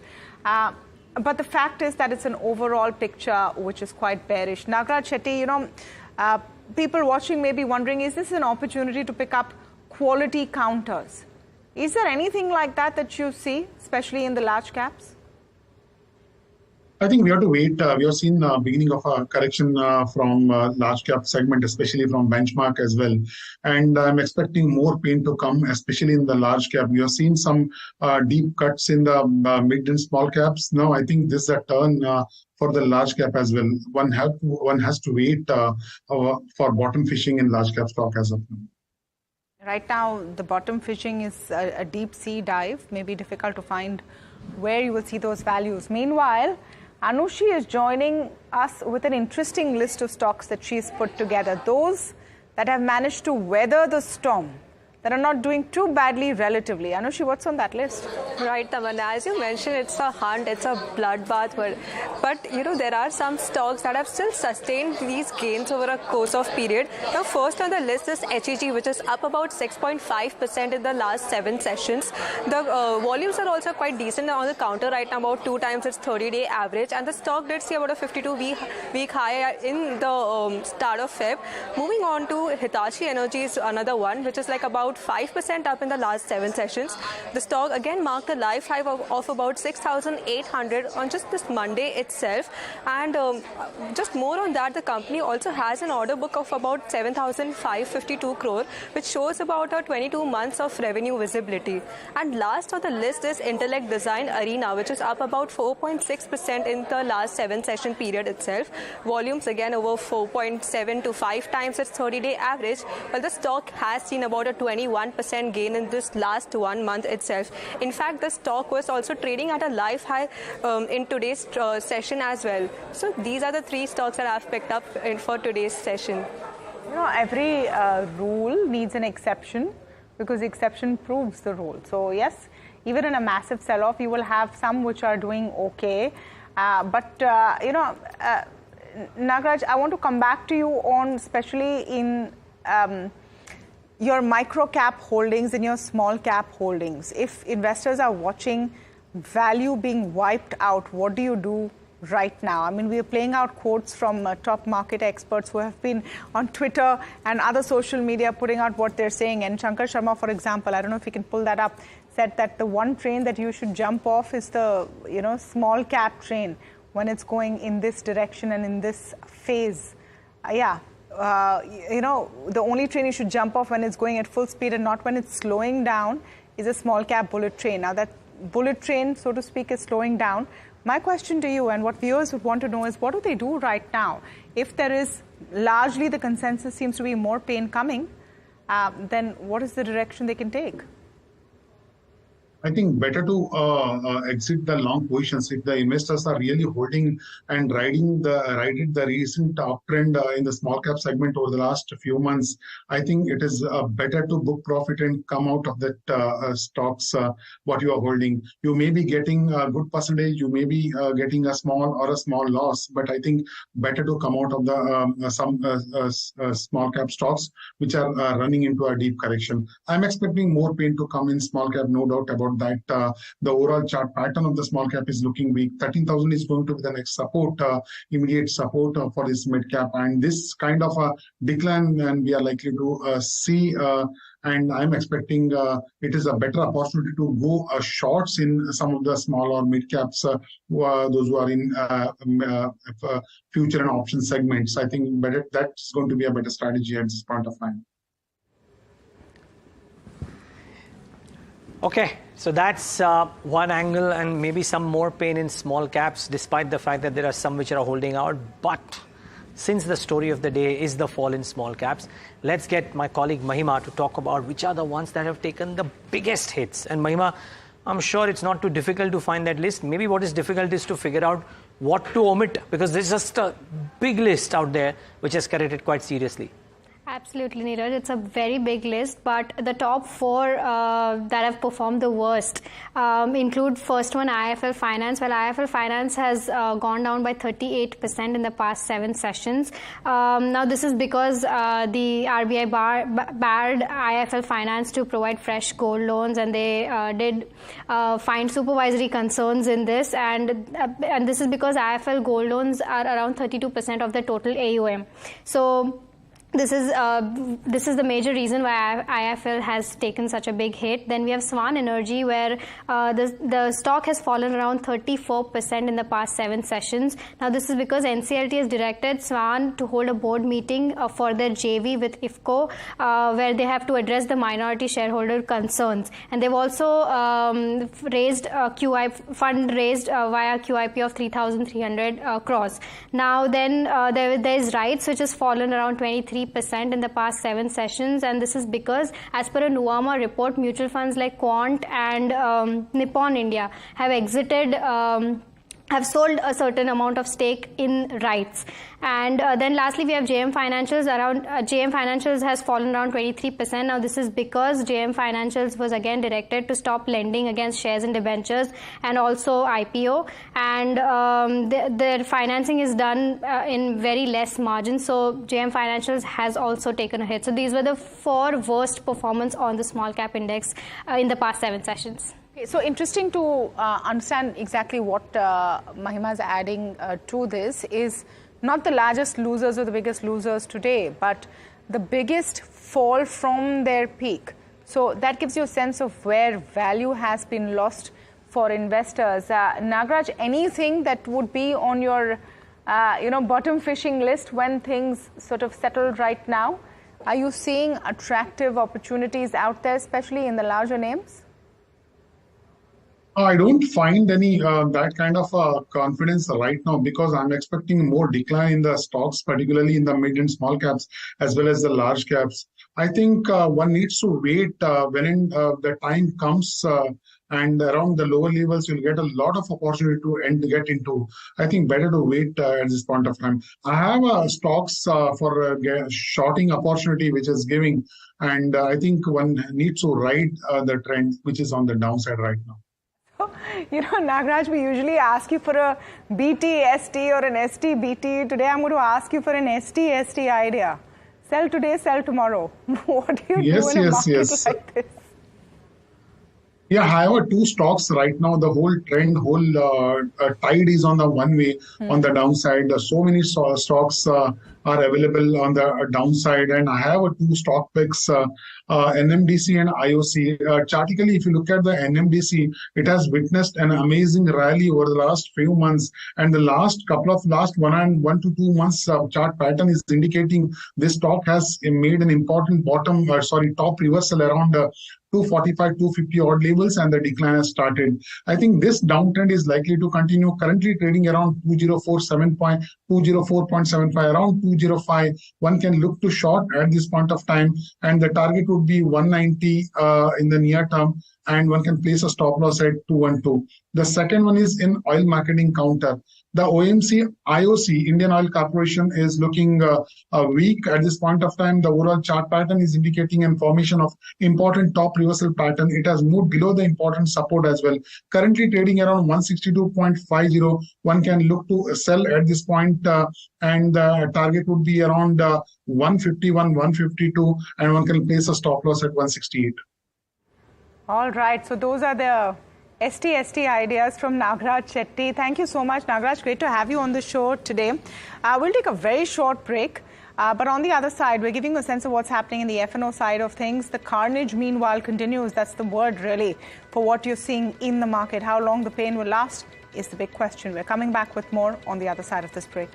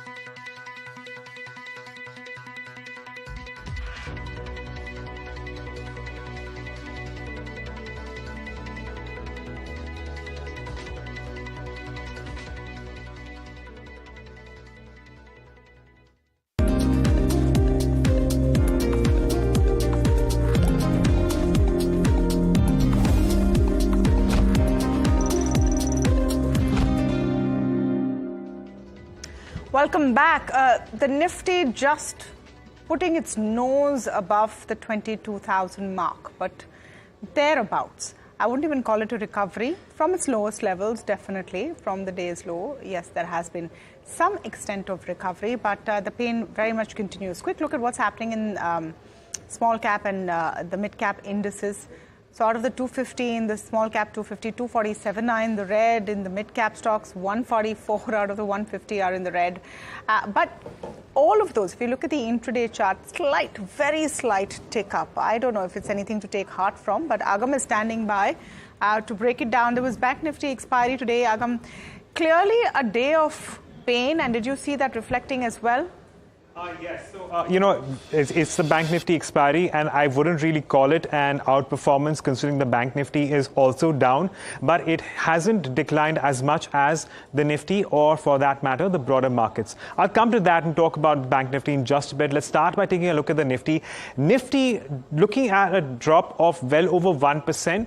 That does mean that there's a little bit of trouble there as far as your broader markets go. So 1.4% cut there. And again, no change in open interest. I will hardly any. In fact, we're looking at a nearly 1.3% increase there. So the trend that we've seen in the last 8 to 9 sessions continues.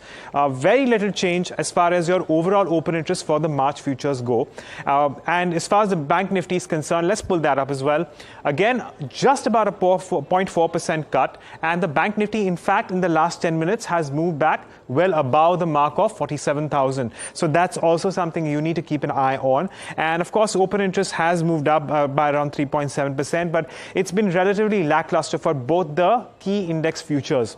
Let's talk about the options market. We go into a weekly options expiry for the Nifty as well. Remember, it's teased and tested the 22,000 mark on the lower end, and naturally because of that we've seen a lot more writing in terms of calls, well, expecting the Nifty to weaken, perhaps weaken further tomorrow as well. And 22,200 as a call where we've seen the most amount of increase in OI, which means a lot of writers, option writers have been activated around there. Moving on, in terms of your overall open interest distribution picture, 22,500 mark now moves further away, and now we're looking at a significant amount of call writing through and through all the way to even 22,000, even though the Nifty momentarily has moved up above that mark, and from lower on strikes we don't see too much change in the put open interest, which means that at the moment, option writers are more interested in writing calls, not as much about writing puts. And of course, as far as the Bank Nifty is concerned, at the moment, we are looking at, the index defending 47,000 right now. That's where we see a most amount of traction there, as you can see. And I reckon that a lot of these traders will have taken the short positions on calls as well as puts, thereby making the best of their option premiums in the dying minutes of the weekly options expiry. Finally, coming on to stocks, let's take a look at that. Of course, weakness all round except for ITC, HUL, Metropolis, Power Grid, and Bata, all of them looking at fresh shorts building in. And even in terms of stocks which are seeing unwinding in open interest, there's largely longs unwinding. Nalco, Sale, MGL, Coromandel, as well as Interglobe Aviation. All in all, not a market which is looking good, but I reckon that today it's more about the broader markets than the benchmarks. Yep, it is. Thanks, Agam, for putting that into perspective, the derivatives trade. And let's get in somebody who looks at this so closely. Rahul Sharma, Director and Head of Research at JM Financial. Johnson, to talk about what the derivatives and the charts are suggesting. Vijay Chopra of Enoch Ventures on the fundamentals. Chaman, thanks for joining in. Rahul, how bad does the screen look? Both charts and derivatives combined. Yeah, so it's anybody's guess. It definitely looks pretty bad. Until yesterday, it was the Nifty which was not part of this correction, which is ongoing in the small cap and mid cap space. But today, it seems like Nifty has joined the direction, and it is actually playing around with that 22,000 support area, which is not only a psychological level, but also the maximum put writers which are present on the monthly contracts as well. So, it's kind of a make or break area for the Nifty. My sense is if we are able to somehow we've somehow managed to just trade above that in the last 30 minutes of trade. But, ideally the markets are heavily oversold and a bit of bounce back can be expected from these levels. Silver lining is Bank Nifty is not as bad as probably the Nifty is. And private banks essentially are looking pretty robust, pretty strong. And once Nifty stabilizes, I think a good sharp bounce back can be expected in this space. Actually, Rahul, sorry, I wanted to ask this to you. How important would the role of PCR be? I know Vijay also looks at these things very closely, but Rahul, I want to start off with you. Put call ratio, the number at 0.6, 0.7, if I'm not wrong, that usually kind of brings about this turn, right? Does it happen the same way every time, or this time could be different? Yeah, so we essentially club, at least 2 or 3 other indicators, not just put call ratio. So, for example, if it is the VIX, which has hit a recent high, plus the put call ratio going into heavily oversold territory, that adds up the conviction. Now, what is happening is today, tomorrow we have the weekly expiry for the Nifty. That should reset the put call ratio by a significant margin, and we should be back to again square one. So just looking at one metric may not be as may not give you as conviction for a reversal, but if it is coupled with 1 or 2 more indicators which also scream oversold. So for example, the RSI, if it is in a heavily oversold territory at an absolute bottom of the last 12 months, that should be sort of a strong call for a reversal. At this point in time, it is definitely caution advised, not calling for a reversal, but there is a slight hope looking at the way Bank Nifty is positioned. Look, I'm looking at that advanced decline ratio and it's not looking too hopeful. Vijay Chopra also with us, MD&C of Enoch Ventures. Good afternoon, Vijay Chopra. Great to have you on the show today. Are you seeing a slight recovery last few minutes, ever so slightly, at least on the Nifty coming in? Now, the smart investor will look at buying opportunities. And the question will be, will you see a turnaround as early as tomorrow morning or a few more days of pain? What would you reckon?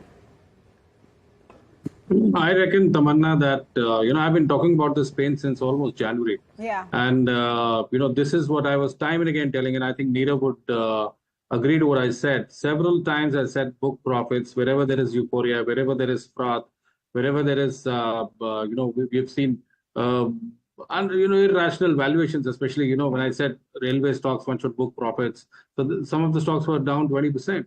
So I would recommend that, wait for a while if you want to get into it afresh. I've been talking about shifting from small caps, mid caps to large caps. So nothing has happened to an ITC or a Kotak or an HDFC Bank or so to say L&T, which has a slight 2% fall, or a Hindustan Lever or a Dabur. We have not seen these stocks falling down by 20%. So definitely, the call is that better stay away from mid caps and small caps and be into the larger ones, larger companies which are better. We haven't moved. Look at these companies, HDFC Bank, ITC. ITC yesterday I recommended on a channel that I have a target of 800 on this stock. And what a wonderful opening today we have seen. And the entire block was done at 400 rupees and the stock has been holding up in spite of the carnage in the market. So all said and done, be in the large cap space and wait for a while. Let the dust settle down. There's no hurry. Markets are not going to close down tomorrow. There would be opportunities galore, in the markets. And I think that, these corrections are healthy and they should happen. And they were imminent. And I think that, there might be some more pain around the corner. But yes, markets would come back sharply. I take the point when Nirav says that, when the PCR Nifty is 0.5 and Bank Nifty is 0.6, so markets are definitely oversold. But we really don't know whether it's going to be tomorrow or Friday or maybe Monday. Who knows that, but markets should rebound. We are not going to see any, major. I don't think that it's going to rebound today. But yes, it's round the corner, maybe a couple of days or maybe tomorrow. I really don't know that. Okay, fair point. Let's also get in a quick view from Dilip Bhatt. He joins in right now. Needs an introduction, really. Dilip, thanks so much for taking the time out. What are you observing? Is this the broader end of the spectrum, particularly PSUs, real estate, etc.? Will this last, or you reckon some bit of money buying might come in? Thanks a lot, Neeraj, for inviting me. I think surely, market looks very, very apprehensive. Needless to say that the sell-off has been pretty bad. But once again, Neeraj, is the same old story that we always hear, that the greed has overtaken. We may keep on blaming X, Y, Z for whatever has been the fall. But the moot point is it was the greed, especially in the mid-cap and the small caps. I think people were extrapolating 1 or 2 years and planning for next 4 or 5 years. And that doesn't really happen with mid-caps and small caps. They still have to demonstrate enough track record. So having said that, I think, yes, markets still continue to look a little more apprehensive. Even a further fall from this level cannot be ruled out, because the valuations are significantly ahead of the fundamentals without any doubt. And India will remain ahead of the valuations will remain ahead of the fundamentals. But from the current level perspective, I think one should still wait and watch and need not be in a hurry to buy in this falling market immediately. Point well taken. But just before we let you go, Dilip, the other question is, whenever you do, or whenever the dust settles, let's say during the earnings, just before the earnings season or otherwise, where are those pockets where there might be, which might be the first ports of call, because the growth story out there looks attractive? Because currently everything is getting butchered. So, well, I think if one were to discriminate, I think the front lines have fallen, but they haven't fallen so much because, of course, they had not risen so much. But other than the front lines, the market is in a shambles. So I would say that rather than sectors, I would still say that going forward, it will be much more stock specific. For example, in defense, if you are going to talk about defense and take the entire sector up, I think that is not how it's going to move up in future. We'll still have a few companies where they'll have to demonstrate their quarterly results, they'll have to demonstrate cash flows, they'll have to demonstrate the working capital intensity of the business, and all that will have to be considered. And that is where I think, people are going to discriminate between good and the bad. And that is what we'll see in the coming quarter and maybe in the first quarter of the next year. So I think we still have about 2 quarters where I think a lot of decisions will play out based on the performances that we expect from some of these companies. So Dilip Bhatt, Tamanna here, great to speak with you on the show today. And just to the point that you made of greed, and the greed that we were seeing in the market, small cap and mid cap, the point is why now for the impact of that to come in? The conversation has been on from the last several months that there will be a sell-off, valuations are rich, they are concerning. I'm just wondering about the timing coming ahead of the election season, coming ahead of the stress test for mutual funds. Do you see that as an immediate trigger perhaps? Sure. I think, as you very rightly said, all of us were talking about, the kind of run-up that we have seen in the mid-cap and the small caps. But you always require certain trigger points strong enough to shake the market. And maybe what RBI has done, what SEBI is very rightly doing so in trying to give a warning, the stress test that they're talking about for the mutual funds.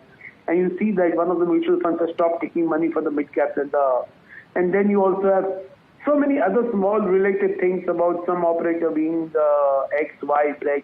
So I think all these things have played as acted in concert to spook the markets at this particular moment. I think this time around, probably some of these factors were strong enough to upset the market. Having said that, do you see a quick enough recovery? Because this has been a market, Mr. Bhatt, that has seen a buy-on dips and buy-on opportunity every time. You still have now a robust and relatively deeper bank of domestic investors, mutual funds who have to deploy SIPs. So is it fair to say that this is not going to be a prolonged period of pain, or is that being optimistic? I don't think that it's going to be a prolonged period of pain, but the question is, if in a short while it corrects very severely, then who's to say why it should last for such a long time? Having said that, I think one more factor that we should not forget, which has been negative for the market but may turn out to be positive, is that the FII holding has fallen to its lowest since 2008 or 2009. I think that makes that sets the stage that maybe post a couple of months we'll find them trying to enter into the markets with a lot more clarity on the political front. I think which is even obvious even otherwise at the moment, but still I think we'll find some of the FIs coming in and trying to buy, and that's probably something which we think is also going to help the market and provide a solid tailwind apart from the domestic investors and the mutual funds. Absolutely. That's a big point. The FII money is still sitting on the sidelines and has to be deployed at some point. You just have to sort of grin and bear it for now. Thank you so much, Dilip Bhatt, for speaking with us. We're about absolute pleasure. We're about 10 minutes from market close, and I wouldn't say that the picture is pretty, but it's maybe less painful than it was at the lowest point of the day. Nifty, by the way, slipped back under the 22,000 mark. So this is a market which is trying to find its feet quite desperately. Vijay Chopra, Rahul Sharma with us. Very quick last calls that we can take. And Rahul Sharma, I'll start with you.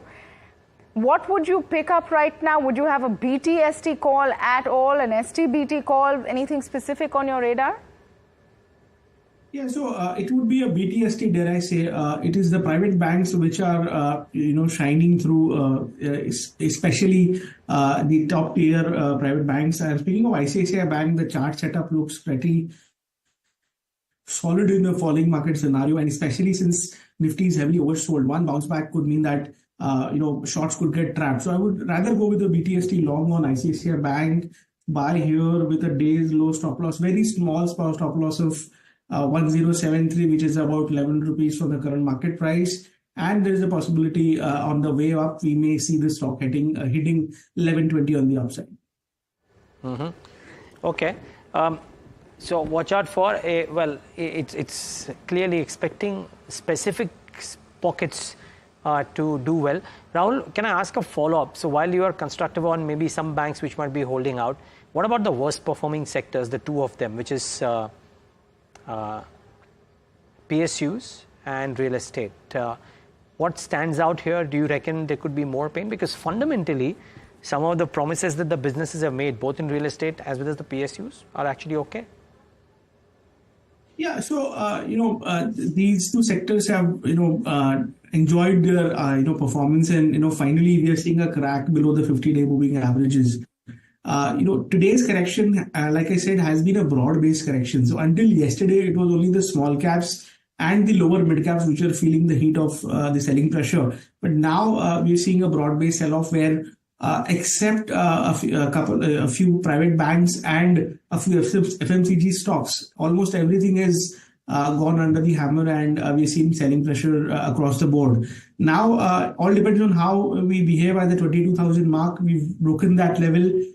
Maybe since markets tend to do things in excess on both the sides, so we may if we see tomorrow's opening and tomorrow also if the follow-up selling is there, we could see these two sectors taking further hits. Generally, we've seen 50-day moving average breaking generally calls for a correction extended down to the 100-day moving averages, which is another at least 8 to 10% away. So, it definitely looks a scary scenario at this point in time, but I think we should wait for a day or two for the follow-up, sell-off to happen. For a day or two for the follow-on sell-off to happen. The problem is, what if you miss the boat? Vijay Chopra, anything that is on your buy list if the price is right now? I think sit on cash. Cash is king is the call. Okay. And wait on the sidelines. If at all you have cash, if at all you are, fortunate enough to have cash in your bank or your trading account, just wait for the dust to settle, as I said earlier. No rush. The market is not going to close tomorrow. No pressure at all.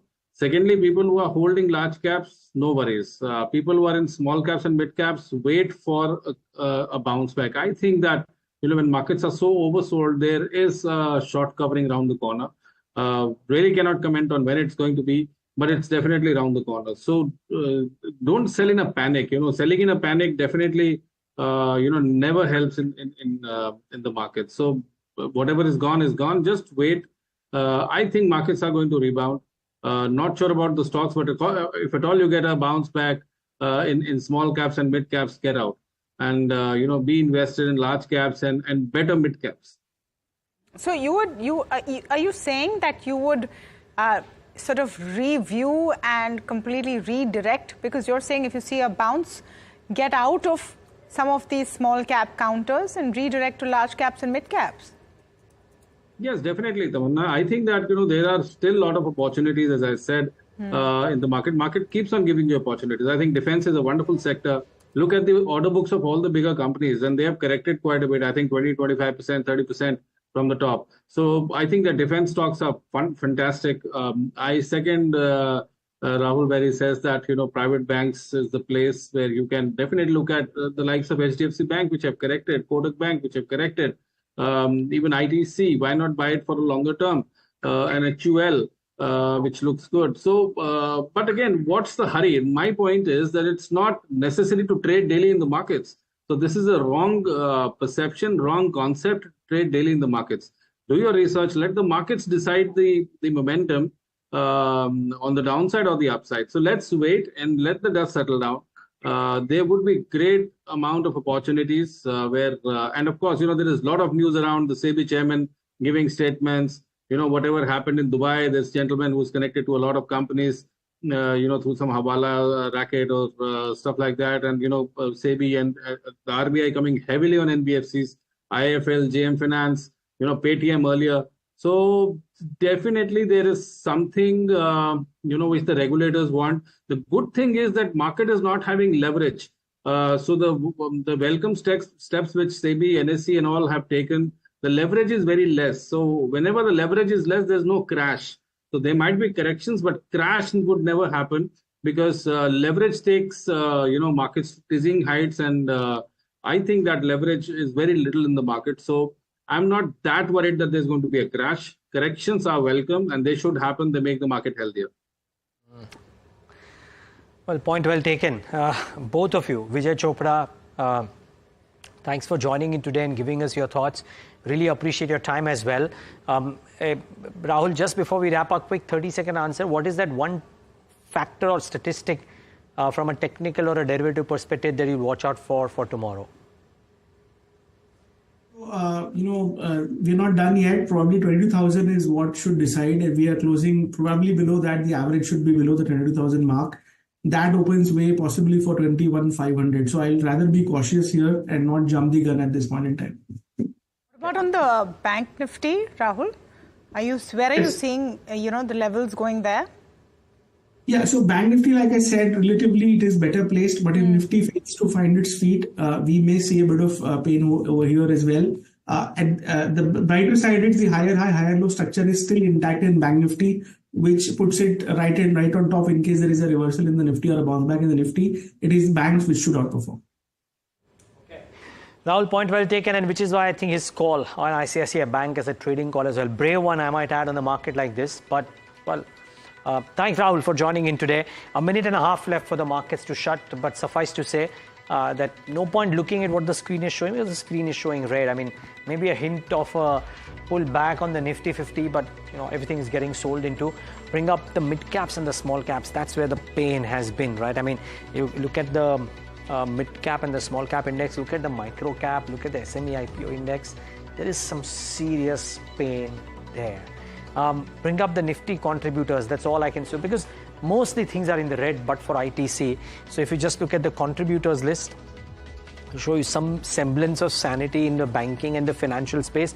These are large caps, mind you, which are holding out okay, and ITC at the top. But this side is peppered with losses to everything economy linked, and which is why this kind of mood. And just before Tamanna takes over the market breadth, we'll just show you how abysmal the broader end of the spectrum is performing. 78 advances only to 1946 declines. I haven't seen such an adverse advance decline ratio in a really, really long time. So pain in the broader markets. The tough thing to spot today is a trend. If everything is in a sea of red, then what is hurting most? But having said that, if you pull up, Neeraj, all of the relative charts, there is a clear story here. You talked about economy level stocks, but look at all the indices. If you could get those, the public sector banks are hurting. The PSUs are hurting the most. So the PSE index is about 6.5% down. Media, metal, realty, in that order, energy. So all of your core economy, in that sense, really, really hurting. I don't know if there's a stock-specific story or a sector-specific story. More so, some of the factors that our experts spoke about. 15th of March seems to be a very important day. Stress test, electoral bonds, a lot going on in terms of regulatory action. And maybe that's what to watch out for there. There you have it. The Nifty has closed below the 22,000 mark today. The Sensex nearly 930 points down during close. Yes, it's looked wobbly, and let's see what tomorrow holds in store. I think maybe the global markets have a part to play tomorrow. Let's wait and watch. But for now, from Tamanna and me and the team that has put this show together, thanks so much for tuning in. Try and have a better evening.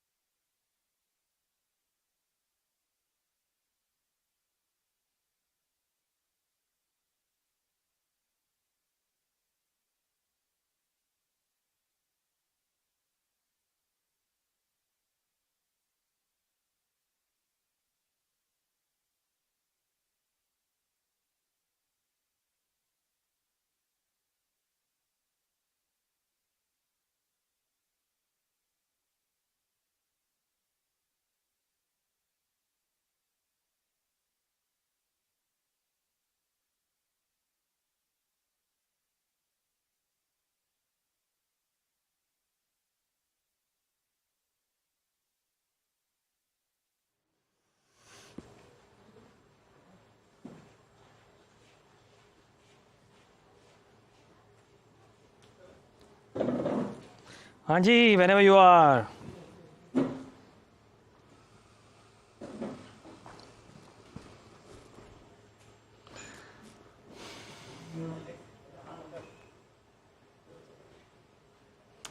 Well, this says it all, mayhem in the broader markets, because frankly, if you look at the index, and yes, the index too, has looked very wobbly today, 1.5% below 22,000, and a lot of stocks falling like 9 pence really. But the broader end of the spectrum is where the pain has been. Mid caps, micro cap, small cap, that whole space has looked very, very ugly in the session today. In about 6 days, the small cap index has lost 10% of its market value. And that tells you a story or two really about what's really happening. Bring up the Nifty 50 heat map and you will see the sea of red, very little green. I mean, to an extent, some of these financials held out because they've corrected in the recent past or not moved anywhere. And ITC, because of the news, 4.5%. But otherwise, everything linked to the economy has looked wobbly today. From a power grid to a Coal India to an Adani Enterprises, NTPC, Tata Steel, Adani Ports. The whole economy-linked pocket has looked very, very weak. And on a day when, Reliance and some of the others correct and are amongst the top losers by weight on the index, very little that the index can do. But the broader end of the spectrum, if you see, or if you just look at the sectoral performances once, and then you look at the BSE 500 top losers. So this is what sectorally happened. And PSEs, top draw on the downside, media, metals, energy, courtesy Reliance Industries, and real estate, another 5.5% lost on this one, amongst the worst performing sectors over the last 5 days. So clearly, there is a lot of pain in a bunch of these economy-facing indices. And then, if you just look at the broader end of the spectrum, sure, an ITC stood out, sure, maybe a couple of others like Ajanta, Abbott, etc. may have done okay. But the list here, look at this and across the board, right? Because you have a PSU called Rides, then you have Tanla Platforms, you have Mishra Dhatu Engineers India, but you also have Rain Industries, you also have an India Assurance. So across the board, you saw some selling, and it was difficult to single out one particular index as being the lone ranger of sorts. So pain across the board. The last point that I want to make is some key levels like some quant indicators or the Nifty PCR are indicating that maybe, just maybe, we are a tad bit oversold and there might be a chance that there could be a bounce. Does that bounce get bought into? Difficult to say that, but just keep that in mind. I've not highlighted too many other stocks because, frankly, you look at the mid cap and the small cap list of companies and you'll only see pain there. So that notwithstanding, the only thing to look forward to is whether there could be a bounce in a session or two, and will that bounce get sold into? Thanks, guys.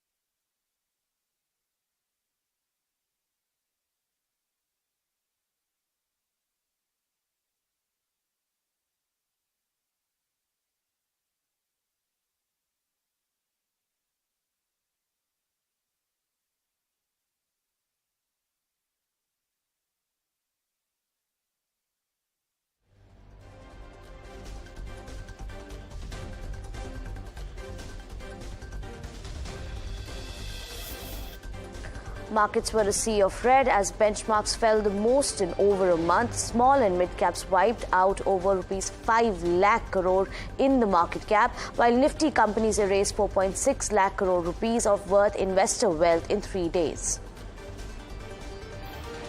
Seeing a little froth in the market but not a bubble, says Uday Kotak, adds that proper management will lead to sustained capital formation.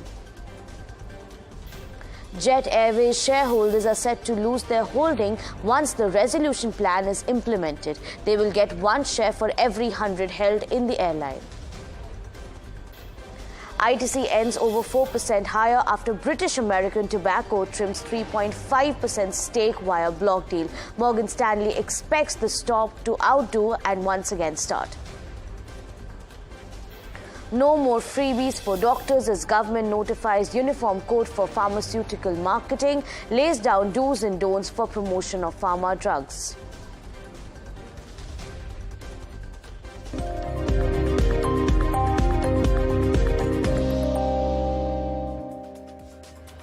Hello and welcome. You're watching The Reporter on NDTV Profit. As always, the show aims to bring you the market headlines along with national and international news. And I'm your host, Pragati Oberoi. But before we move on to the show, let's see how the markets fared during the day. Well, the biggest newsmakers were definitely the broader markets because Nifty Midcap 100 fell and closed at 2,100 points. Even Nifty fell below 22,000 points during intraday. My colleague Neeraj Shah joins us for a quick wrap of all the market action. Well, this says it all, mayhem in the broader markets, because frankly, if you look at the index, and yes, the index too has looked very wobbly today, 1.5% below 22,000, and a lot of stocks falling like 9 pence really. But the broader end of the spectrum is where the pain has been. Mid caps, micro cap, small cap, that whole space has looked very, very ugly in the session today.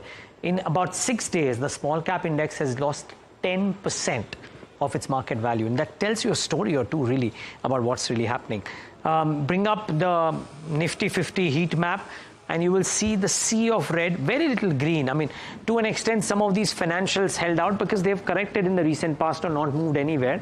And ITC, because of the news, 4.5%. But otherwise, everything linked to the economy has looked wobbly today, from a power grid to a Coal India to an Adani Enterprises, NTPC, Tata Steel, Adani Ports. The whole economy-linked pocket has looked very, very weak. And on a day when, Reliance and some of the others correct and are amongst the top losers by weight on the index, very little that the index can do. But the broader end of the spectrum, if you see, or if you just look at the sectoral performances once, and then you look at the BSE 500 top losers. So this is what sectorally happened.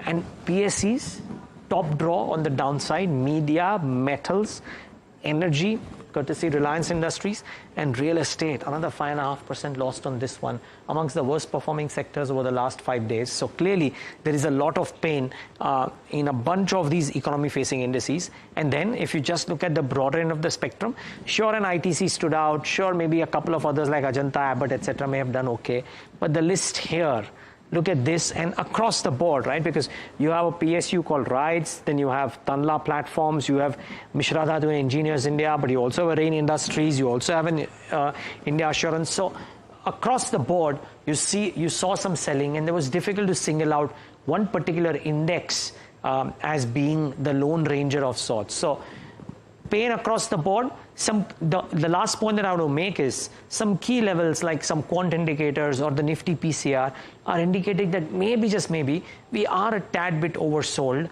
and there might be a chance that there could be a bounce. Does that bounce get bought into? Difficult to say that, but just keep that in mind. I've not highlighted too many other stocks because frankly, you look at the mid cap and the small cap list of companies and you'll only see pain there. So that notwithstanding, the only thing to look forward to is whether there could be a bounce in a session or two, and will that bounce get sold into? Well, that was the market wrap for you. Let's also get you some expert opinion on that. On a day when small and mid caps witnessed a sell-off, Nilesh Shah of Kotak AMC speaks to us, and he said that what exactly is creating the froth in small caps, while Ashish Chauhan, MD and CEO of NSE, believes that risky products need higher entry barriers for the investors. Let's take a quick look at what both of them had to say.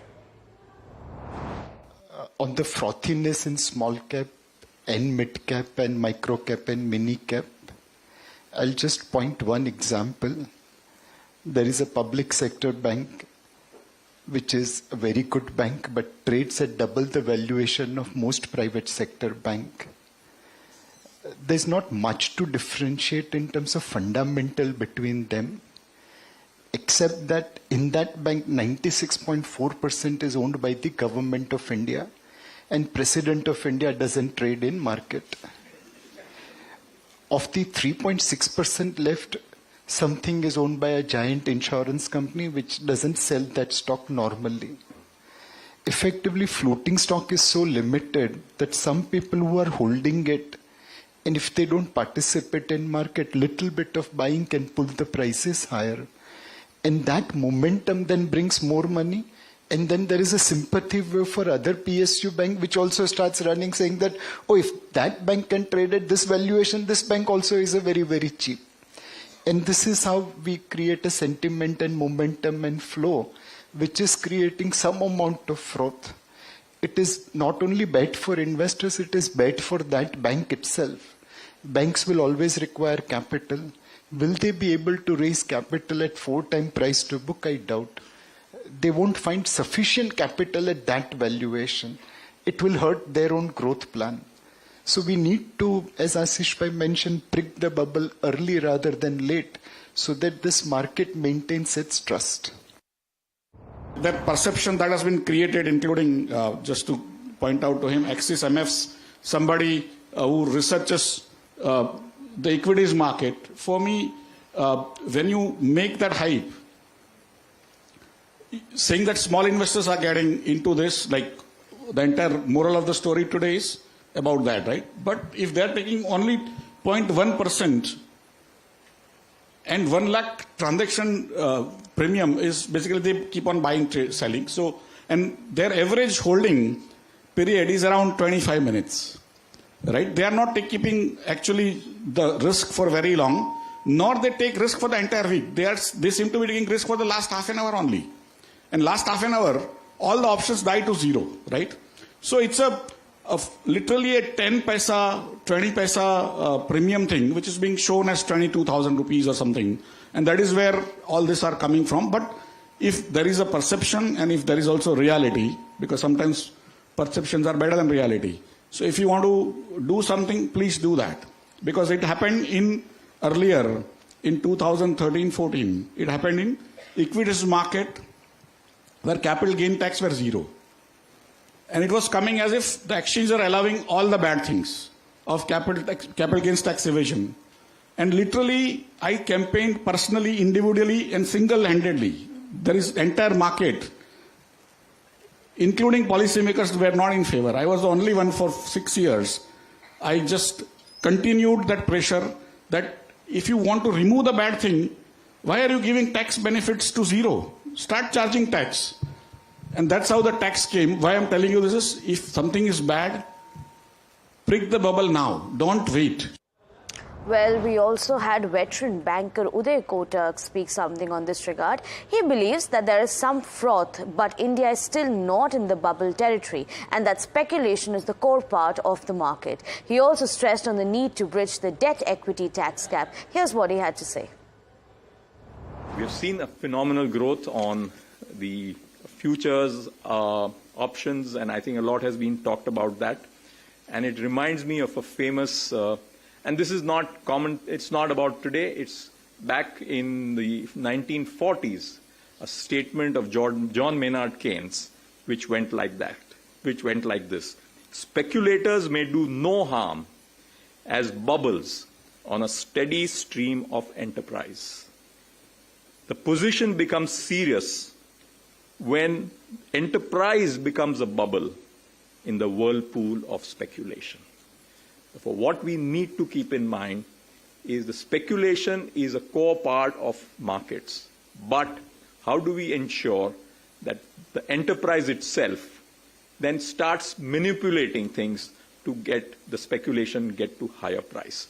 And this statement of John Maynard Keynes in the 40s, and it comes on the back of the Great Depression with the crash in 1929, is something which we always need to keep in mind.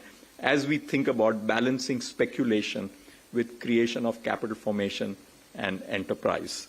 And we have examples of that. I think the biggest example in recent times has been 1980 to 89 Japan. And it's only 35 years later that Japan index Nikkei has barely crossed its 1989 peak. And that's something which we need to keep in mind. But I want to at the same time say that I believe at this stage, we are nowhere near that risk. And there are enough checks and balances in our system today to compare ourselves in serious bubble territory. There may be early froth, as if I can use the phrase from what you said a few days ago, but I would say that it is still froth, a little bubbly, but not out of control. Bluntly, I think from the position of a saver or an investor, if I am taxed at 10% on equities, which I think is a good thing, because I think you need to encourage equity culture before it is misunderstood, I do believe 40% marginal tax on debt certainly dissuades every saver from considering the debt options. And therefore, we need to look at the gap, and I'm not suggesting any particular direction, but 10 to 40 is a very large gap in terms of outcomes. And it is therefore quite surprising that today, an equity trader in the markets with 6:1 debt equity can borrow at lower rates than a AAA corporate. So we need to look at the entire plumbing of how our financial system currently is to lead to a situation where both the legs of the market, equity and debt, work in tandem for sustained growth over a long period of time. And there is certainly some work to be done on that. And therefore, at times, the fiscal side has some very different choices. What is right in public policy versus what is right for their short-term revenue.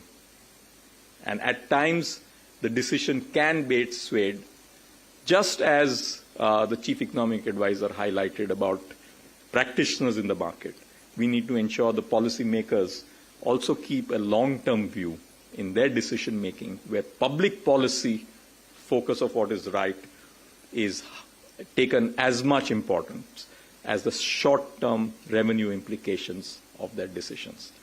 And this is, again, a genuine belief that in the context of the equity culture, I do believe that there has to be some streamlining of taxation across different classes, including on double taxation on dividends.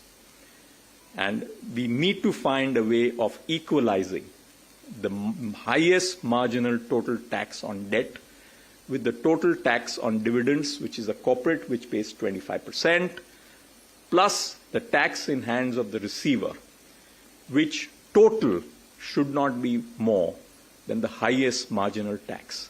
The fact of the matter is, highest marginal tax on debt is 39%, highest marginal tax on dividends is effectively 57%. So we need to, from a public policy point of view, look at a sustained, pure public policy angle to ensure that capital gets allocated not on the basis of arbitrage, but on the basis of what is fair level of returns for the capital. And undoubtedly, equity is higher risk, therefore needs to be taxed de facto lower than other categories of capital, but not in a manner that it distorts the overall balance of financial markets.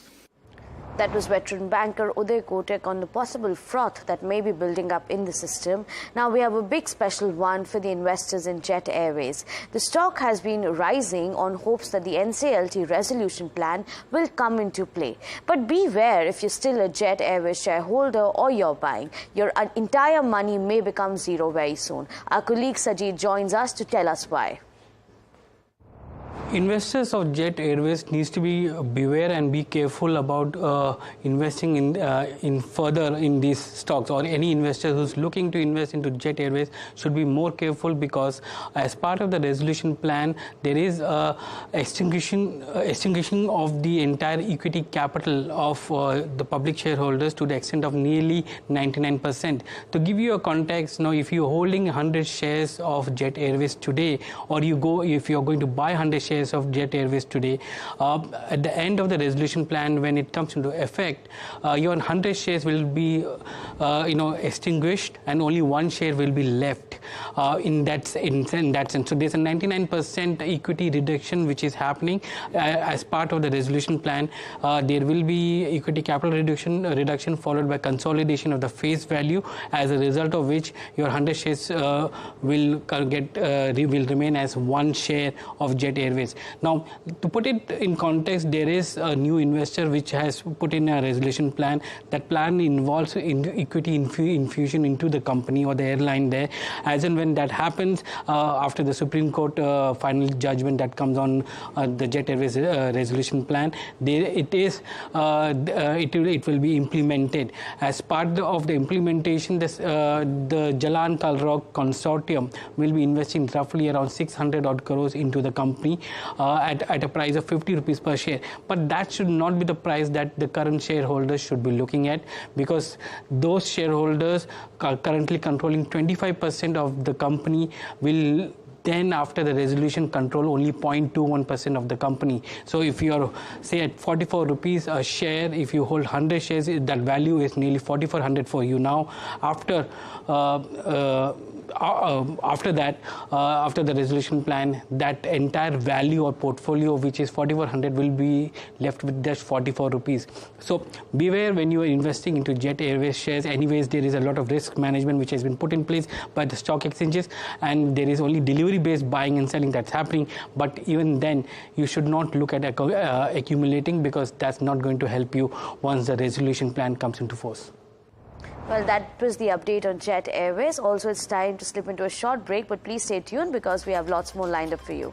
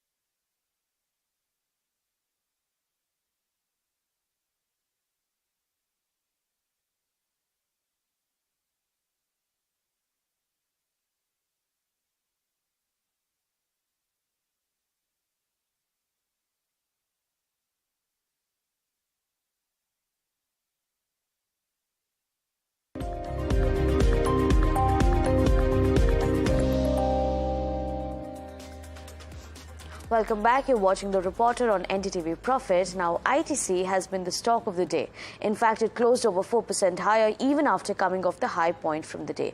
The stock has been buzzing after BAT part 3.5% stake in the company. Brokerages are largely bullish on the FMCG major. Mahima joins us to tell us why that may be the case at this point. Before I move on to the valuations, if we talk about how the ITC stock has performed over the years, well, between 2013 to 2018, the stock was under pressure because of multiple reasons like the sales, EBITDA, PAT, PBT were growing at a CAGR of only 6 to 8%. And there was a huge amount of taxation on tobacco, and there was implementation of GST also on tobacco. But well, between 2019 to 2023, things changed. The sales and EBITDA grew at around 9 to 10% CAGR, and PAT grew by 12% CAGR. So that worked for the stock, and there was also stabilization in terms of tobacco taxes. So 2022 saw a huge surge in the stock, where the stock doubled in FY 2022, especially in Feb 2022, when the valuations were around 18 times. Now the PE ratio currently stands at around 22 times. Considering the gain that the stock has gained today, and the 5-year median PE is around 22 times, and the highest PE is around for 5 years has been 34 times, and for 2 years it has been 32 times. So the PE is near its 5 years medium right now.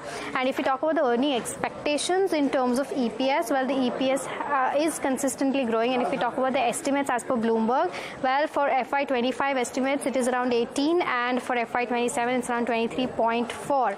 So EPS trend is on a growth trajectory. And if we talk about the analyst takeaways, well, buy 92% say buy, 5% say hold, and 3% say sell. So clearly the street view is that it's a good, the valuations are looking nice, and it's probably they're bullish on the stock. That was the street's view on ITC. In fact, DIPAM's secretary said that the government is not planning to sell its stake in ITC, held through the specified undertaking of the Unit Trust of India. And this stake in ITC stands at 7.82% as of the third quarter of FY24. Well, that's also that we have for you in this edition of The Reporter, but please stay tuned to NDTV Profit for all the fresh news and updates.